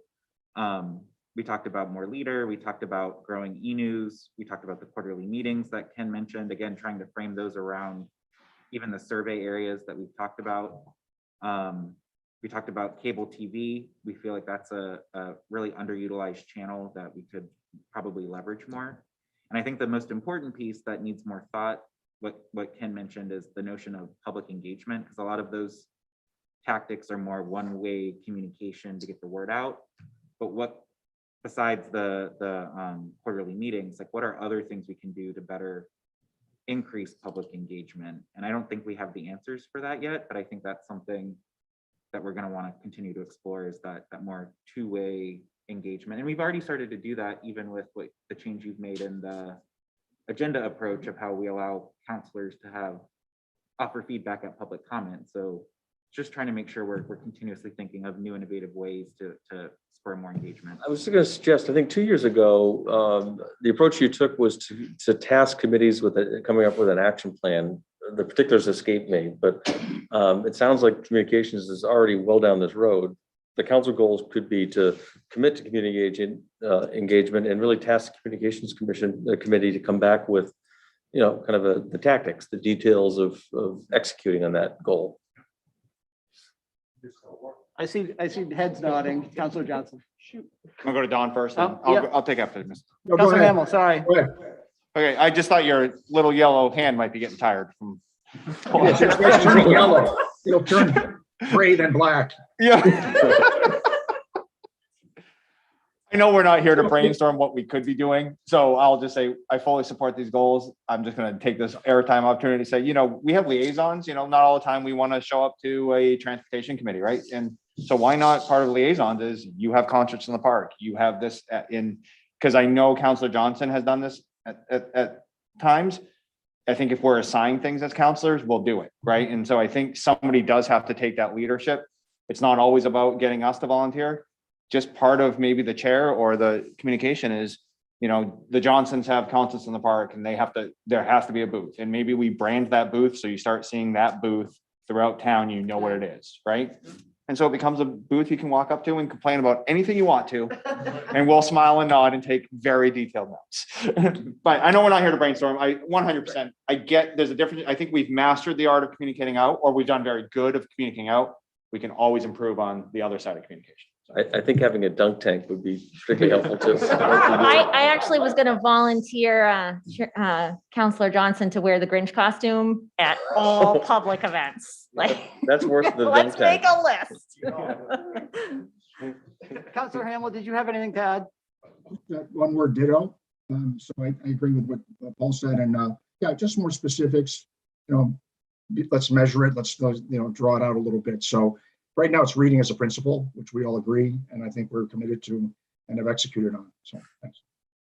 So I'll tweak that, John, maybe you can help me, and we'll defer to communications, I think, on it. Next is update, modernize our impact fees. And this is something that's been on the table for a while. It's kind of a natural progression from updating the comprehensive plan and the GMO.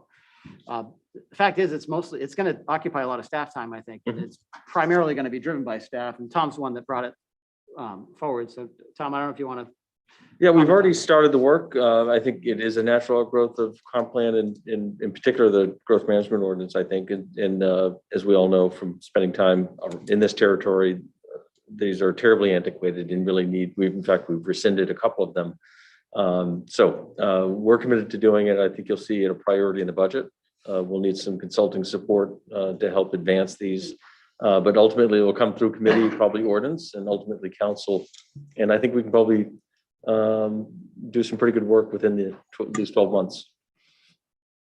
I have a question. Counselor Johnson.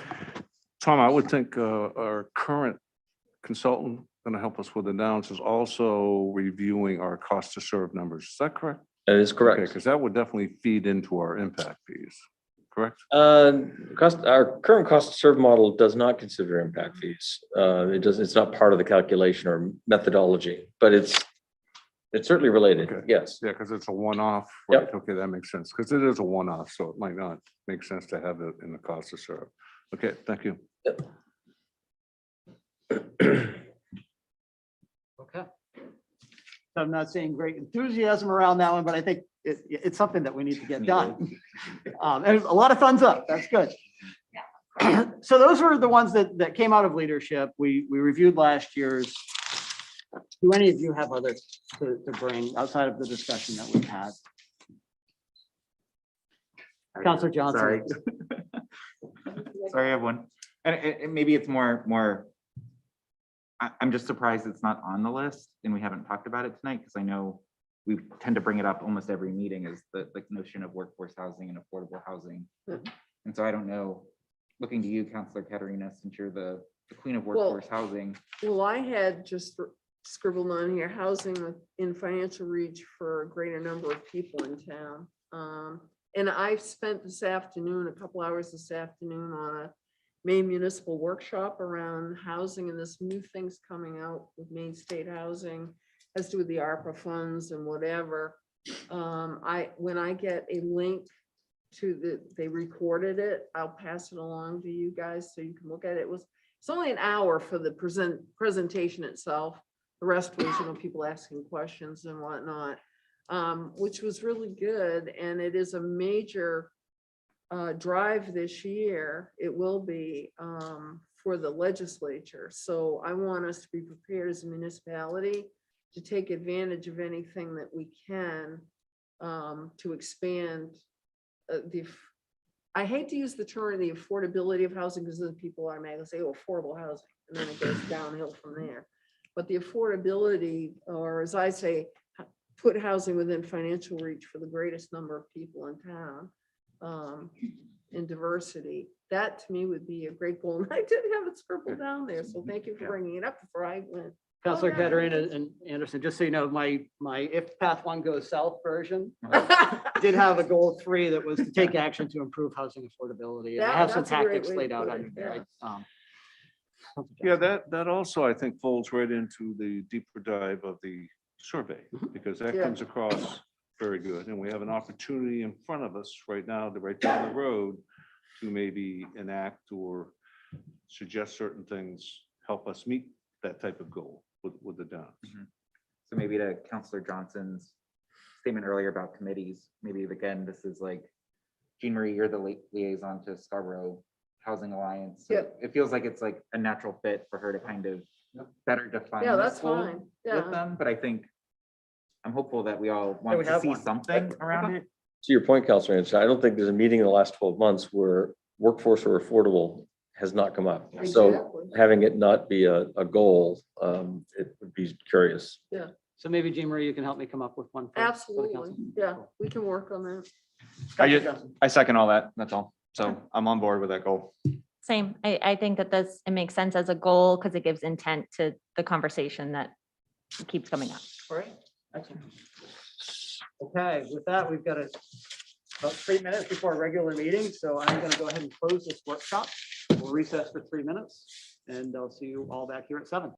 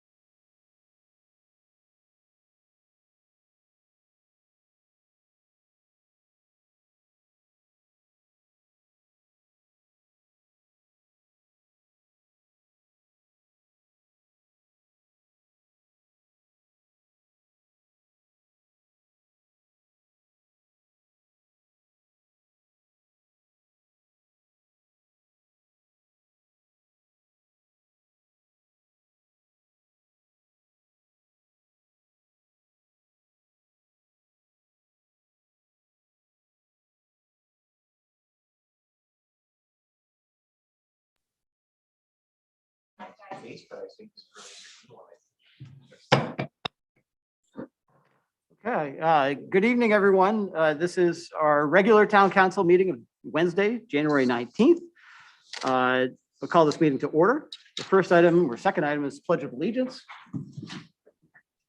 I pledge allegiance To the flag of the United States of America and to the republic for which it stands, one nation, under God, indivisible, with liberty and justice for all.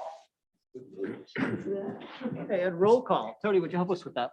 Counselor Seider, Here. Counselor Anderson, Here. Counselor Paul Johnson. Here. Counselor Katarina, Yes, Counselor Don Hamel, Yes, Ken Johnson. Yes. And Chairman Clucci. Here. And I will say, Tony, you were very skilled at that. It's not an easy role. No offense, Tom.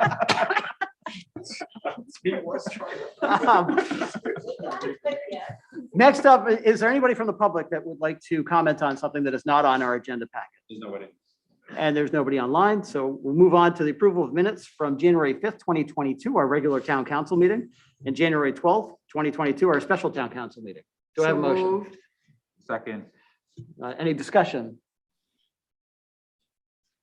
Tony, would you call the roll? Counselor Seider, Yes. Counselor Anderson, Yes. Counselor Paul Johnson, Yes. Counselor Katarina, Yes, Counselor Hamel, yes, Yes. and Chairman Clucci. Yes.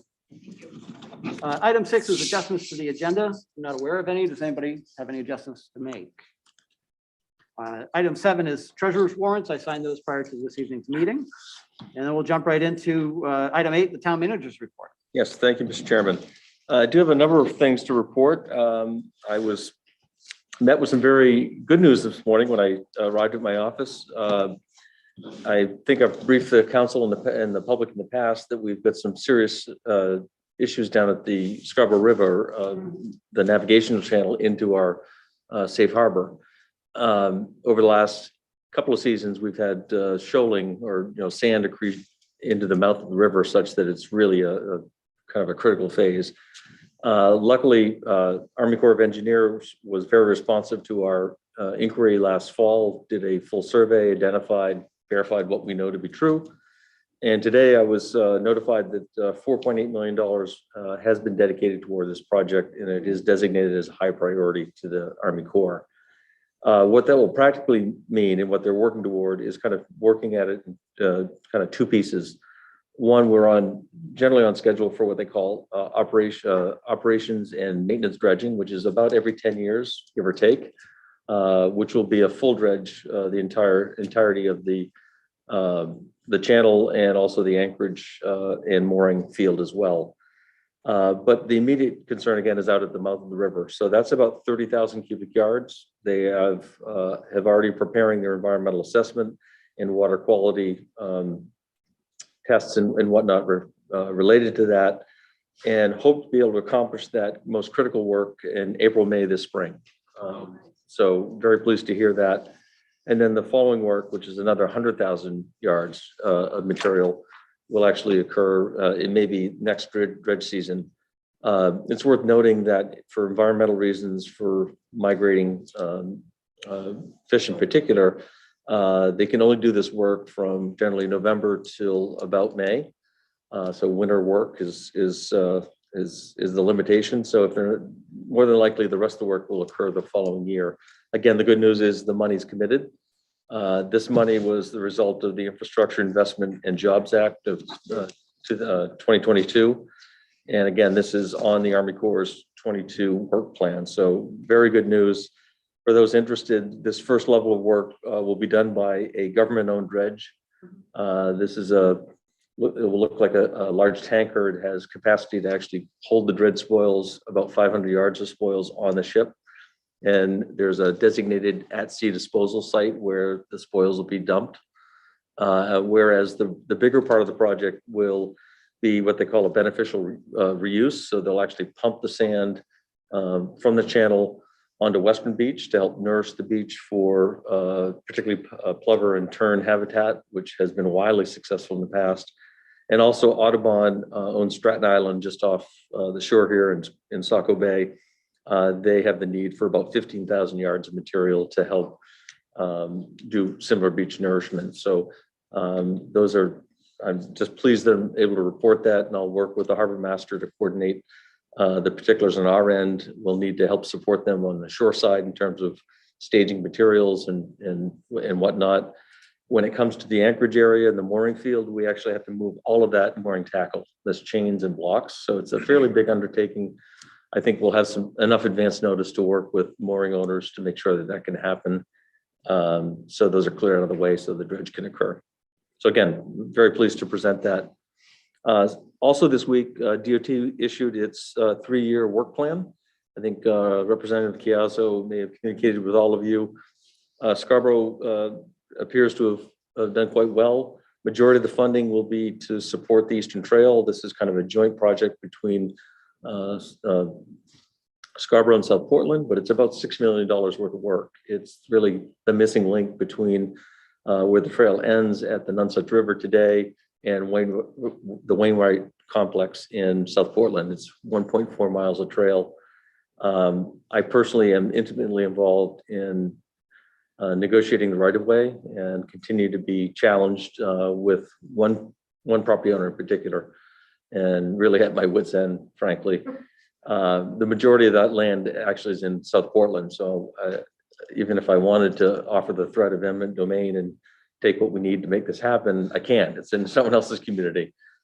So we continue to work with the property owner, and I'm still hopeful we'll find a way past that. I know DOT is anxious to put this money to work, and hopefully we can have good results in the next month or so. I'll report back. As an aside, not on the 3-year work plan, but I don't know if anyone saw the video that Public Works put up on, I think, Instagram today. The storm on Monday was just a perfect storm. We had high tide, we had driving winds, heavy rains, snow melt, ice melt. And so not surprisingly, Route 1 in particular was totally flooded over. And there's a great video on Instagram, I believe it is, or maybe on our Facebook page, of us plowing icebergs and water off the middle of Route 1. We also had issues down on Sawyer Road, close on the Cape Line, which is an issue we'd like to talk to you about in a month or so.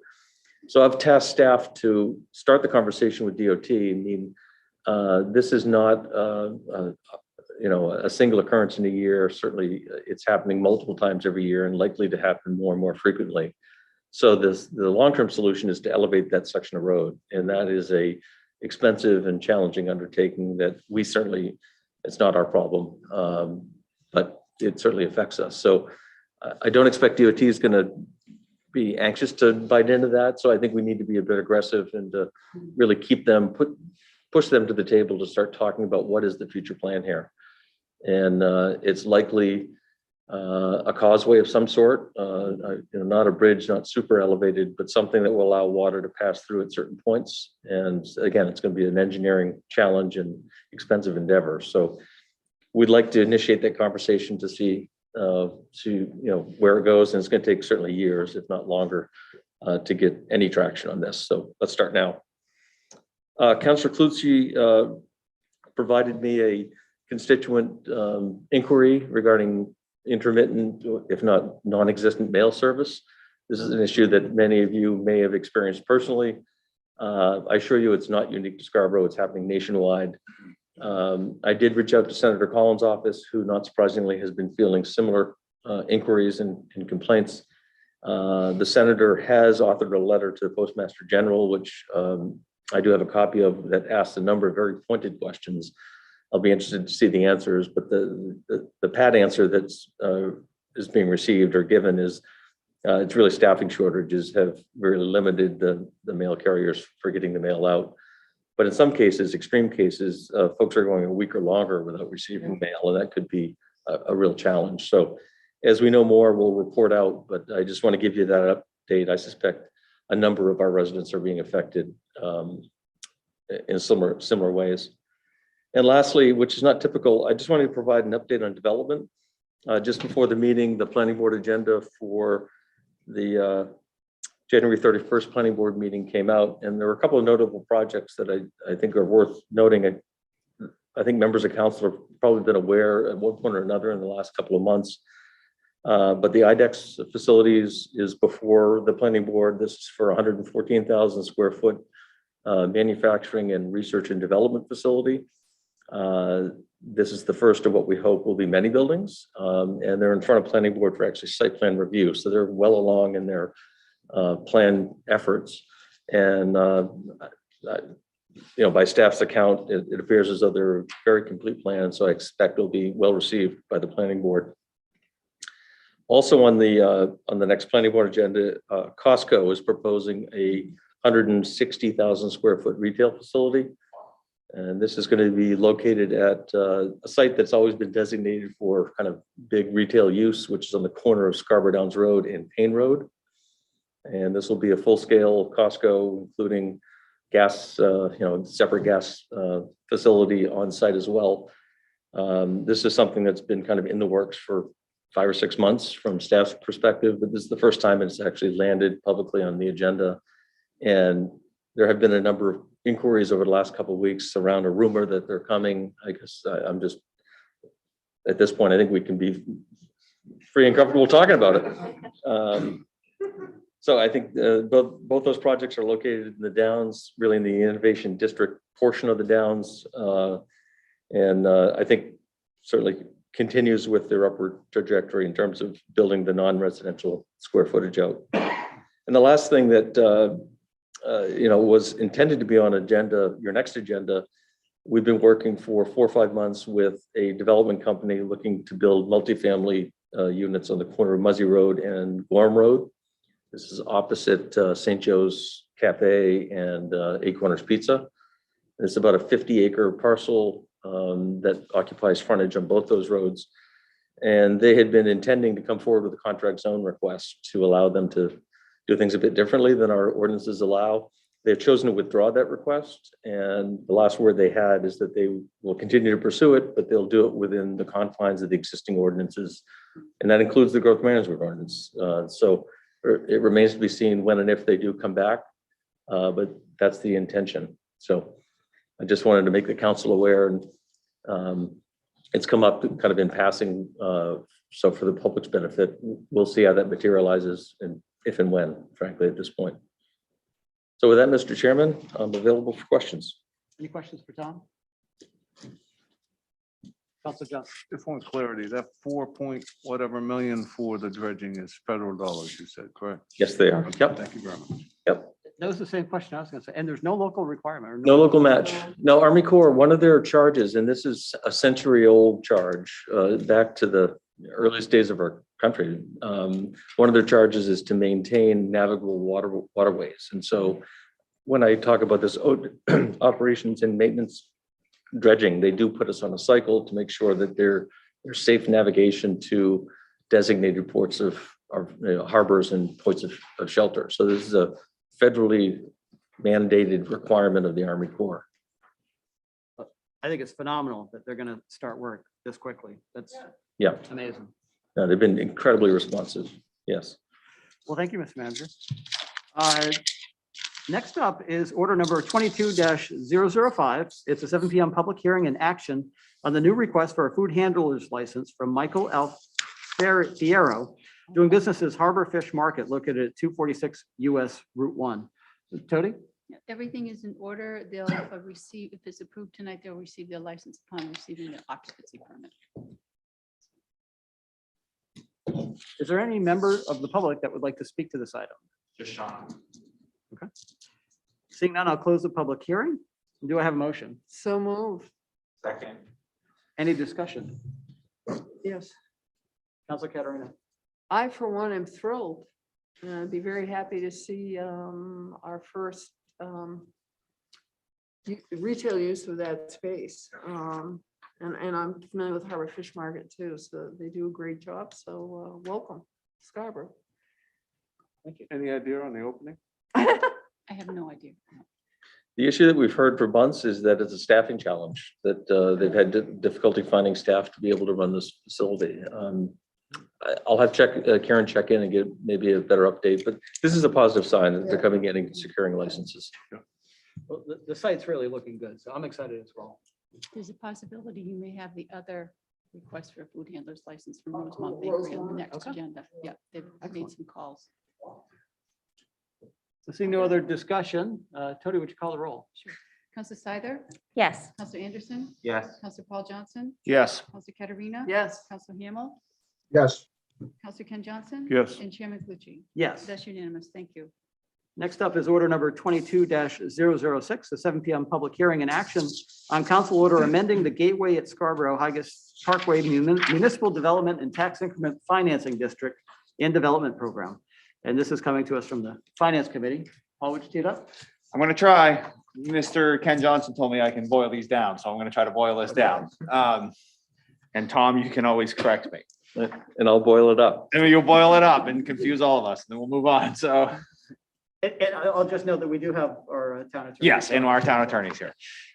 So little history is back about 20 years ago at this point, a little less than 20 years ago. We created a TIF district in Higas Parkway. A TIF district doesn't mean it's a credit enhancement agreement. It's just a district that we define that allows us to capture that tax revenue and put that tax revenue towards specific projects. And specifically for this TIF district, it was the sewer in that area, and it was a price tag of approximately $9 million. And the idea was we'll capture that tax revenue. And we will also charge the businesses along Higas Parkway some sewer fees, and we'll use that to build the sewer. Well, no businesses came to Higas Parkway, and we still built the sewer. So we had about a $9 million capital improvement project that we didn't quite have the funding for that we expected. Also on that application with the Department of Economic Development, Economic and Community Development, we also said, hey, by the way, we'd like to fund SEDCO. That never happened because there was never any money. So we never even really funded SEDCO with it. In addition to that, Cabela's and Enterprise Parkway, so that entire complex also came to town before Tom's tenure here. And we decided to give them back 100% of their property tax in order to entice them to come to town, to be the catalyst for the economic development, to then entice more people onto Higas Parkway, to build more value to help us pay for the sewer. Never happened.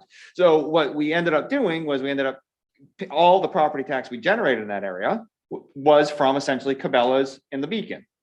Well, the Beacon's actually tied into that CEA just a little bit as well. And so all of that property tax that we wish we could have paid the sewer for, we were just refunding to the developer, right? And again, the theory was if we do this for the developer, that will be the carrot that brings everybody else behind them, build a tax base, we can pay for the sewer. None of that happened. So we have a sewer bill we haven't paid. And then we also have been paying a developer to the tune of $8 million total over the course of all these years. The good news is we're pretty much done paying off the developer. So now we can actually gather some taxes. Well, the TIF district's about to run out. So the strategy here is to extend this TIF district to the maximum amount of time. And if we do that, we can continue to collect the taxes that we don't have to pay to the developer anymore. And we can actually pay off ourselves that we've been borrowing against ourselves to cover that sewer. And so that's the tactic here. It's a way of sheltering that money, putting it towards the sewer, paying ourselves back. And to make it a little more clear, we're also looking to fund SEDCO for about 8 years. I'll let Tom expand on that. So that's actually a general fund line item that we'll be able to fund out of doing this. So that's actually some instant either lower pressure on our tax rate or an opportunity to increase our fund balance, as we talked about a couple of times tonight, where to get towards our goal. So overall, the net impact, so to speak, to the quote taxpayer is anything at the worst case scenario is just beneficial. Worst case scenario is neutral. Best case scenario might be a little beneficial. We can pay ourselves back and we can we can actually start leveraging that TIF district for the way it was intended literally 20 years ago. So that's what this is. It makes perfect sense. The nutshell is we have pretty much gotten zero out of that Higas Parkway into our coffers. This is a great way to use it and harness it to put into our coffers and put the maximum amount of money in our coffers. So that is my attempt to explain this. And Tom, you want to add to that? No, I think you did a masterful job. Just to put a finer point to it, I've identified at least $8.3 million of eligible expenses that we can either pay ourselves back for or pay for existing operational costs, SEDCO namely. There may be more, and I think we can do some further exploration to identify those. But this extension really allows us to have additional runtime so we can generate those taxes to cover these expenses. The other just ancillary benefit, in addition to the shelter benefit, or in addition to our paying ourselves back and covering some operational expense, there's the shelter benefit, as Councillor Johnson mentioned.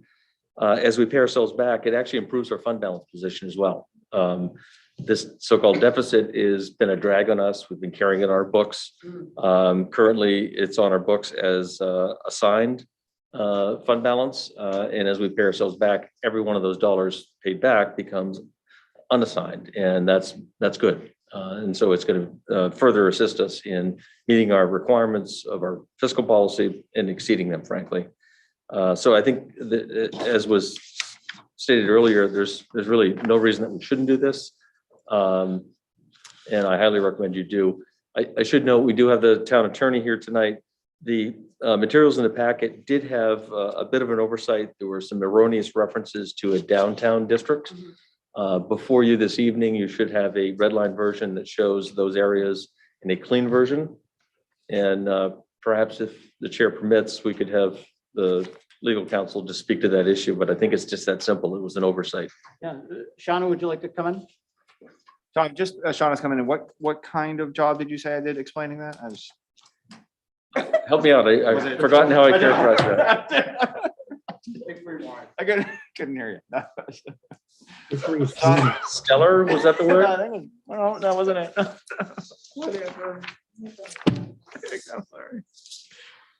Hi, Shauna. Good evening, everyone. Nice to see you all. I really don't have much to add. I apologize for the errors in the order. It's just an erroneous reference to downtown TIFs. As the town knows, you have a downtown TIF. This is not that. This is the Hikes Parkway TIF, and the amendment before you is an extension of time and to clarify that the term of years from this point forward will include a 100% capture of those values for the town's use on approved projects. Well, thank you for coming. Are there any members of the public that would like to speak to this item? Seeing none, I'll close the public hearing. We have to put this on the floor and we have to actually amend it because what was in the packet has changed a little bit. So I'll first take a motion, put it on the floor. So moved. Second. Okay. I'll make a motion to amend Okay. as dictated in the red line version in Exhibit D that's in front of us. Very good. Second. So the motion has been made and seconded. Is there any discussion on the amendment? Tony, would you call the roll? Counselor Seiler, Yes. Counselor Anderson, Yes. Counselor Paul Johnson. Yes. Counselor Katarina, Yes. Counselor Hamel, Yes, Mr. Ken Johnson, Yes. and Chairman Clucci. Yes. That's unanimous. Thank you. So now, as amended, we're back to discussion on this topic. Counselor Johnson. I just have a couple points of clarity. Tom, I know this was before your time, but it was more than just a sewer, was it not? The arrangements with the Cabela, didn't they also do all that road work up at Payne and tie into Haggis as Yeah, that- part of the deal? That retail complex did a fair amount of on-site and slightly off-site improvements because of our local requirements and DOT requirements. But this really pertains to monies that the town invested far in advance, years before they were even in the equation.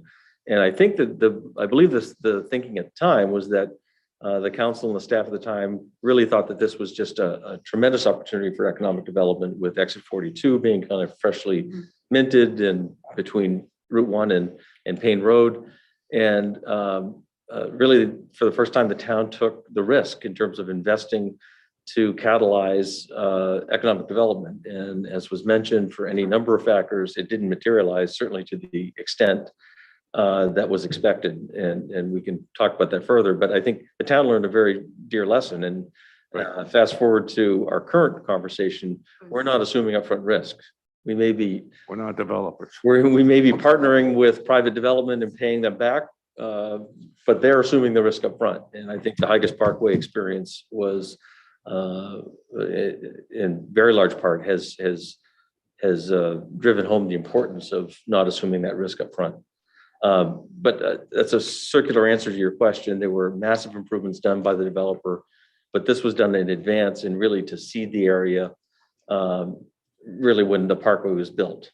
And to make the investment to have it kind of shovel ready for development to occur along it. So to get to the fund balance, for the average person, and I put myself in that bucket, a fund balance to me is my personal checking account. I pay off all my monthly expenses, and at the end of that, there's a balance. And I think everybody in their, even their home budget, there's a certain amount of that balance that they like to have. So we have something similar to the town, right? And in Right. our financial policies, what is it? It's a percentage of the gross operating budget. Correct. Is that what it is? And Correct. it's, do you know what the percent? 8.3 is our target, minimum kind of threshold. We have aspirations of 10% and actually closer to 12%. And in which case, when we exceed the 8.3, it dictates what we do with those extra funds in terms of establishing equipment reserves and other ways to pay for capital expenses. But you've characterized it exactly right. If you equate this to a household budget, this is our savings account. These are monies that we hold that we do not need to operate the town, so to speak. And this project has been a drag on them because we've issued bonds, those bondholders want to get paid and they have been paid. And so the general fund, actually special revenue fund, is owed about $3.5 million that needs to be repaid. Right. It's that deficit that really speaks to the fund balance To the fund position. balance. So what's our goal in this? I mean, you said we're at 8.3. I'm assuming that's percentage. Yes. Okay. So what is our goal with this expansion of the TIF time period and repaying ourselves to SEDCO and those ancillary expenses? You said we're at 8.3, ideally 10 and optimally 12. So what are our thoughts? Where are we headed? Well, it literally is dollar for dollar. Every dollar we pay back to the town improves our fund balance $1. I can do the math to tell you, if we stay on track, there's other factors that will affect fund balance. But I think that money alone is not going to happen overnight. It's going to happen over a 5 to 6 year period, presumably, or 3 or 4 year period. I believe will put us in a very comfortable fund balance position, assuming other factors don't have a negative effect on fund balance.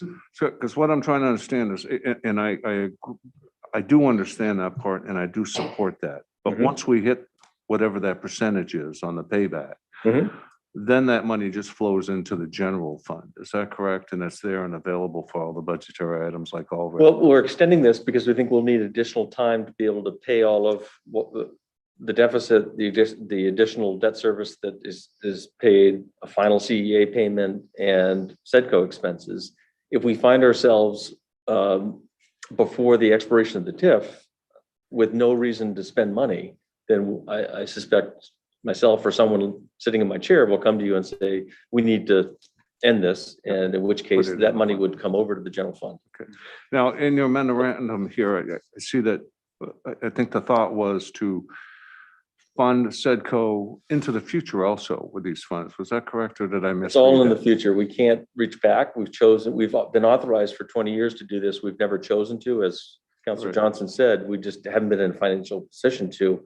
So I've calculated in here about $3 million of support of SEDCO, which is basically starting in FY23 through the remainder of this extended term to 2032, that we fund 100% of SEDCO expense. It's about $3 million over those 10 years or so. Yeah, I just wanted to because those are great questions, because we went round and round with this. The reason why I think this is eloquent is it pays ourselves back. So it's taking that fund balance and it's putting more money in our savings account because we've been robbing that savings account to pay. But it also, because of the SEDCO thing, which by the way was on the original application, so we're not amending that part.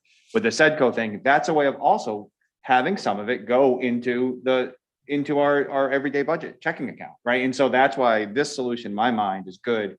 We're paying ourselves back, but we're also taking that little line item of SEDCO, which is approximately $250,000 a year. And now that's going to be paid for by, quote, a different source. And so that's instant relief for the taxpayer. So this is a two-pronged, in my mind, this is a two-pronged thing. We're paying ourselves back, we're building our savings account back up, but we're actually taking about $250,000 a year, and that's some relief out of our checking account. So. Yeah, and I just want to add to it, and maybe I'm wrong, so correct me, Tom or Paul or John, but by moving it over to the unassigned fund balance, we also have other parts in our fiscal policy about setting aside reserve funds that we want to build to $1 million.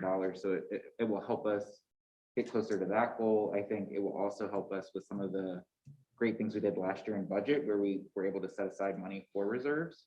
And so it's not just the near term relief, it's going to hopefully provide almost some sort of benefit for tax stability in the future as we start to meet some of those other fiscal goals that we have.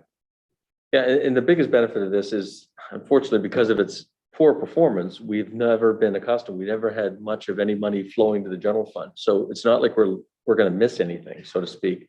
And this is about being smart and setting ourselves up to really maximize the value of that money going forward. Not to derail anything, but the other benefit, I guess the third prong is that for every dollar that we route through this path to the general fund, we get a subsidy from the state. So we're going to get more student aid, we're going to get more revenue sharing, and our county tax bill is going to be lower. So there's direct relief, direct benefits, but there's indirect benefits that accrue over time that also make this kind of I think, a smart thing to do. Any other discussion on this one? And I'd just say for the members of the public, there was at least one, maybe two finance committee meetings on this that I think would be great to catch up on if you want to get up to speed on TIF district. In particular, the finance committee took this up on December 20th, if anyone's interested in searching for that meeting. Okay. Tony, would you call the roll? Counselor Seiler, Yes. Counselor Anderson, Yes. Counselor Paul Johnson, Yes. Counselor Katarina, Yes. Counselor Hamel, Yes. Counselor Ken Johnson. Yes. And Chairman Clucci. Yes. That's unanimous. Thank you. Thank you. Thank you, Shauna. Thank you very much. Have a good evening. You too. Next up is old business, order number 21-111, act on the new request for the following marijuana establishments license. KTK Noise Cultivation LLC located at 148B Pleasant Hill Road for an adult use marijuana cultivation facility. This was tabled from the January 5th, 22 town council meeting. And Liam had requested we table it and is bringing it back to us now. Would you like to introduce this, Liam? Sure. So this is a request for a new license. This is a facility that has another licensed entity. This is a different suite. The reason for the tabling last meeting was we did our staff inspection. We didn't feel that the establishment was where it needed to be in order to be properly licensed. To the credit of the license applicants, they did work quickly to resolve our issues and concerns with the facility, and we did do a follow-up inspection this afternoon, and we are adequately we feel that the license is ready for approval and consideration by the council. Are there any members of the public that would like to speak to this? Seeing none, do I have a motion? So moved. Second. Any discussion? Seeing none, would you call the roll, Teddy? Counselor Seiler, Yes. Counselor Anderson, Yes. Counselor Paul Johnson, Yes. Counselor Katarina, Yes. Counselor Hamel, Yes. Counselor Ken Johnson. Yes. And Chairman Clucci. Yes. That's unanimous. Thank you. Next up is new business, order number 22-007.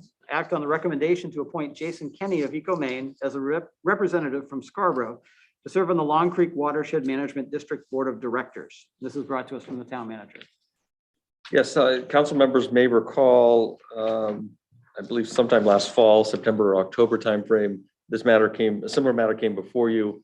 The Long Creek Watershed does have an interlocal agreement that involves all the participating communities. Part of that governance structure has a board that oversees the management district. And one of the appointees is a Scarborough-based private landowner, either public or private, but a landowner.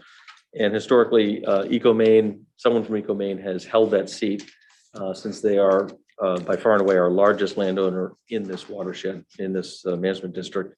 The former appointee, Arthur Colvin, has since left Eco Maine, and so the suggestion is to appoint Jason Kinney in his place. Yeah, Eco Maine certainly has the most to win or lose, and really has a right to be at the table to understand what the district is and what possible implications there are on their land. Do I have a motion? So moved. Second. Any discussion? Seeing none, vote. Counselor Seider, Yes. Counselor Anderson, Yes. Counselor Paul Johnson. Yes. Counselor Katarina, Yes, Counselor Hamel, Yes, Counselor Ken Johnson, Yes. and Chairman Clucci. Yes. That's unanimous. Thank you. Next up is item 10, standing and special committee reports and liaison reports. Do we have any? Just raise your hand. Counselor Katarina. yes, as I mentioned previously, Maine Municipal had a workshop today on housing and the use of ARPA funds in the state, so stay tuned. It'll be funds pretty much administered through Misha and perhaps in some way through the governor's office. So I'll have more information on that and a link for you guys also. I'll make sure you get it so that if you want to look at the workshop, you can. Also, tomorrow I get to spend 6 hours on Zoom going over legislation with Maine Municipal. There's, even though this is a so-called the second part of a session, is supposed to be emergency only bills. Yeah, okay. No, but anyway, there's a number of different bills. There's things to do with marijuana. There's things to do with having Maine Ethics take over the candidate, keeping track of candidates and whatever, and what they're doing and PACs and whatnot. So I will keep you informed as to what comes out of the meetings tomorrow, but wish me luck. Happy Zooming. Thank you. Thank you. Counselor Anderson. Yep, so the rec advisory board is meeting tomorrow, and one of the items on the docket for conversation is the charge, which will likely make its way to the appointments and negotiations committee, I think, as that gets worked on by that committee. The library board of trustees meeting is tomorrow. I'm sure there'll be some feedback based on our conversations earlier with polls that I'll bring back to the council to share that feedback. Transportation committee meets next week at 6:30. Some of the projects that Tom mentioned about DOT will likely be discussed more there. So again, I think that's a really interesting committee for people to attend, especially those who in the survey expressed concerns around traffic and transportation. That group is a great group to go and just stay attuned of what's happening. It's more informal, so you can come and share ideas as well. I did meet with the PACS director to start that re-engagement of getting the council more involved in the PACS committee, and they have a meeting next week that I'll be attending. And then last, the school building committee is kind of doing a re-kickoff next week on the 26th at 7 p.m. I believe Councilor Scyther and I will be attending. Todd Souza is there, and Tom, I'm not sure if you're attending, but I know you're on that that email chain. One thing I did share with both Kristen, the board member Kristen Turner, who's the liaison to the council, and to Jeff Bruno, the superintendent, was as that committee gets redefined to keep in mind the CEA element and our downtown, our down CEA around the school process that we have committed, to see if that's something that could be fit into this, if it makes sense. So just to kind of keep that top of mind, since the Downs did provide something in their exemption around using land, I feel like it might be time sooner rather than later to kick off that conversation with the schools and the Downs with that particular element in the CEA. So it's going to be a slow week. Thank you, Counselor. Counselor Johnson. I don't have anything to report. I'm really not on any committees, and that's kind of dawned on me lately. Was that intentional? We've been meaning to have a conversation with you. Oh, boy, he's slow. He just figured it out. But I have a question for Counselor Anderson, if you could. Somebody actually contacted me. I told him I'd reach out to you. I forgot to, so I'm going to do it here. Any way to have, I'm not sure of the structure of the Transportation Committee meeting, any way of having that televised? Especially now when we have MDOT going on, we have the TMP going on, we have, survey inputs for transportation is it? When we took the policy that the council suggested and each committee evaluated, I believe for that one, I could be wrong, that there was agreement and alignment that we want it to always be televised or live streamed. So So is that being done now? It's it not. should is it? be done. Oh. I think the last meeting we had was when we took up the policy. So I think this meeting will be the. Oh, first so you'll one. start doing it. Yeah. Okay, great. Thank you very much. Counselor Simon. Conservation Committee met and they are continuing to pursue their merger with Pest Management. They go before the Ordinance Committee, I believe tomorrow, to state their case. And as we have said, and as I have kind of tried to lay out with them, that, you know, that will require meeting before ordinance, and then they will need to go before appointments to fill any vacated seats or newly created seats. And so they are aware that this is kind of a long process, but they are an enthusiastic group and really eager to get to work. And so where I can throw my 2 cents in, it would be to, you know, as a council, if we can aid them in forming up and shoring up their committee so that they can fill those vacancies and continue the good work they're doing. They had their goal setting meeting last meeting, and they have some great outreach goals. And so that's exciting to see. They're looking to come before the council more frequently, which I think would be great. And so I'm sure we'll see a lot out of Conservation Committee this year, Commission, not committee. On my personal calendar, I have, as a new counselor, I have a bunch of department head meetings. I'll be meeting with Todd Souza and Nancy Crowell from the library in the next 2 weeks. And then I also have my first GP-COG meeting on the 27th. And that's not a meeting of the GP-COG, it's with the executive director. She and I have a Zoom. Thank you. Yeah, finance met yesterday and our next meeting will be February 1st. So I think it's important. We're purposely having our next meeting, our February meeting very close to this meeting because we're having this TIF conversation and we just wanted to keep the momentum going. It's going quite well. I really would stress, I don't expect all of us to watch each other's committees. That's not realistic, but this is some, it's tough to wrap your brain around it the first time. So it's nice to hear it the first time, the third time, the fourth time. We do need to essentially, we're going to try to adjust the capture rate we're doing in the downtown area. And we need to pretty much do that by March. I'm going to leave it to leadership to perhaps one or both of you watch the finance committee meeting and then decide maybe if it's necessary to have a workshop with the council. I think you can feel everybody out. I initially suggested a workshop and then we didn't quite know where it fit in. So I guess I would say, watch our meeting on February 1st. If we think it's necessary, I would have no problems leading the workshop and making a presentation as chair of finance to give us an idea of where we are. But this is a lot of work we've been doing and it has some good momentum. It's good conversation. And so I'll look to your lead to see if we do anything with it of a workshop before we take action. What time should? Oh, thank you. It's at 4:30. It's not at 4. It's actually at 4:30. And that's February, Tuesday, February 1st. Yep. Thank you. Just so you know, I think we've already both watched yesterday's meeting, so we're regular followers. Yeah, no, right. It's Yeah, advisable. yeah.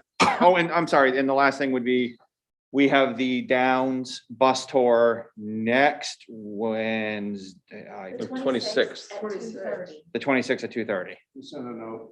Yes. So that's next Wednesday at 2:30. So that's a long council day because we also have a workshop and something, but I'll send a note. I don't think we meet next week. Okay, it's a special thing then. Okay, Yeah, we don't have a meeting. sorry. I'll send a note to remind. I got to remind myself thoroughly. So yeah. Very good. Counselor Hamel, did you have your hand up? Yeah, it was up and down, so it is up. Thank you. Just one update. We are meeting an ordinance tomorrow at 4 o'clock. We're going to talk about 2 things. The possibility for some revisions to the ordinances for manufactured housing and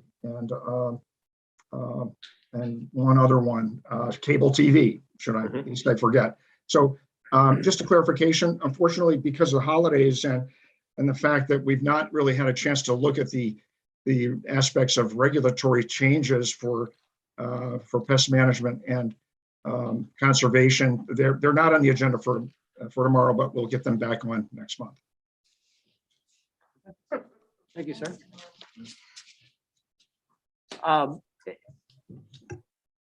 Just an update, I attended the Metro Coalition meeting, I think it was last week.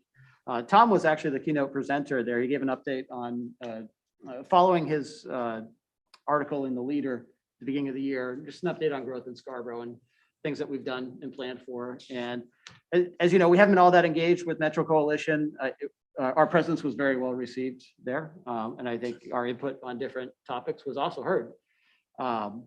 So that this is something where different, the communities around Portland get together and we try to learn from each other, and to the extent that we have a common voice, then that's more powerful when it comes from the group. The discussion of housing did come up and some of the changes. There was very little support for some of the things that have been put forth at the state level, at least from the Metro Coalition. The sense was that some of those things were a little too directive and would probably be met with resistance. So I just wanted to communicate that back out. Yeah, the request was whether or not the Metro Coalition would take a position. It started with kind of position in supporting the whole suite of recommendations. And there were 2 or 3 that I think there was general support for, but other ones where I don't think there was any interest. Yeah. The bridge too far, yeah. Okay, so are there any council member comments? Councilor Johnson. I have one. I was tasked with the Council Corner this next week, and I'm actually going to read what I wrote because I think that a lot of times we write them for the Leader, and I want to share this. It's pretty much a direct response to some of the stuff that we've had for the last couple of years. When residents ask what their biggest concern is, growth is the biggest concern, right? And I think if us personally were asked directly, what's your biggest concern? Growth is one of those. So I just want to read what I wrote, just because I think it summarizes where we are pretty quick. I'll pause for those that are going to splice this on YouTube and post it later. So hold on. Okay, here we go. I've entitled this The Blob. And it starts with a quote. It says, quote, you can't stop it. You can only hope to contain it, end quote. This quote is either from the movie The Blob or on SportsCenter from ESPN. I'm not quite sure. Regardless, it's an apt quote for growth in Scarborough. In 2021, Scarborough added a total of 419 dwelling units. This includes single-family homes, apartments, affordable housing, etc. This is the highest number since 2017, when Scarborough added a record 499 dwelling units, and it's the second highest on record in the town's history. It is understandable that this number would cause some anxiety. It is my experience as a teacher and as a parent, there are times to speak frankly and directly in order to address and perhaps quell some of that anxiety. Of the 419 dwelling units built in 2021 in Scarborough, 400 of them were in a designated high growth area of town, and 19 of them were in our limited growth areas of town. The reality is, quote, the blob was contained and will continue to be contained primarily in the Downs neighborhood.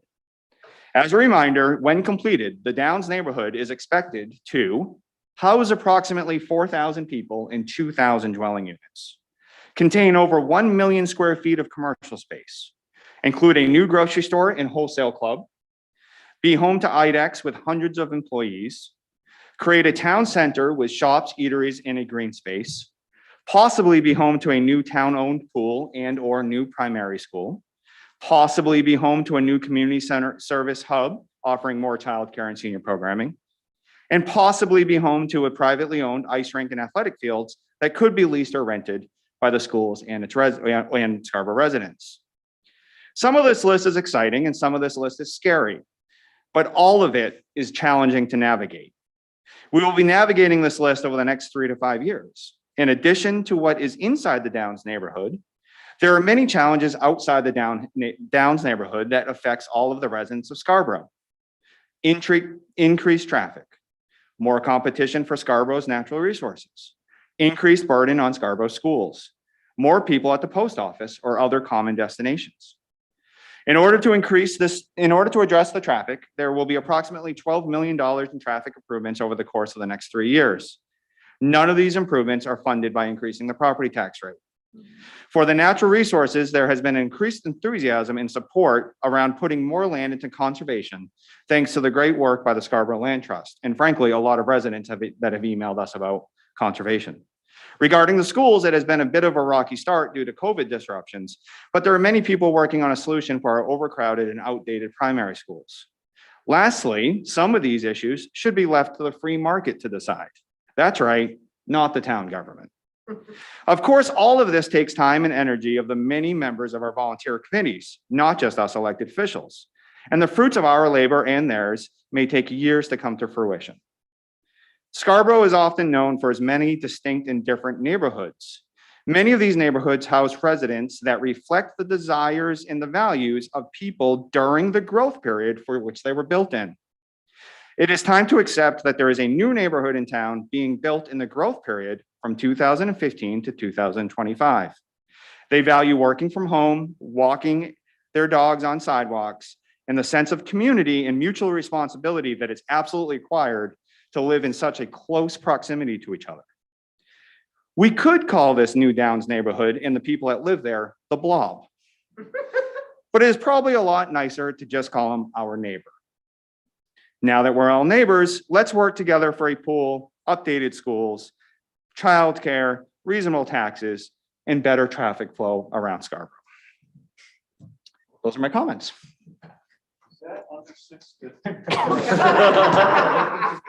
6:33. He would have played better without the mask. Yeah. Well, well done. Any other counselor comments? Do I have a motion to adjourn? Oh, Don might have one. I don't know. Oh, if it's- I'm sorry, Don, your Yeah. hand's up. It was an outstanding unpaid political statement by Paul.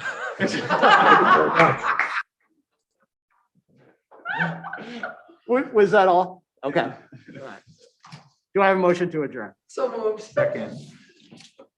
And Tony, would you call the roll? Counselor Scyther, Yes. Counselor Anderson, Yes. Counselor Paul Johnson. Yes. Counselor Katarina, Yes. Counselor Hamel, Yes. Counselor Ken Johnson. Yes. And Chairman Clucci. Yes. Unanimous. Thank We're you. adjourned. Have a great night, everybody.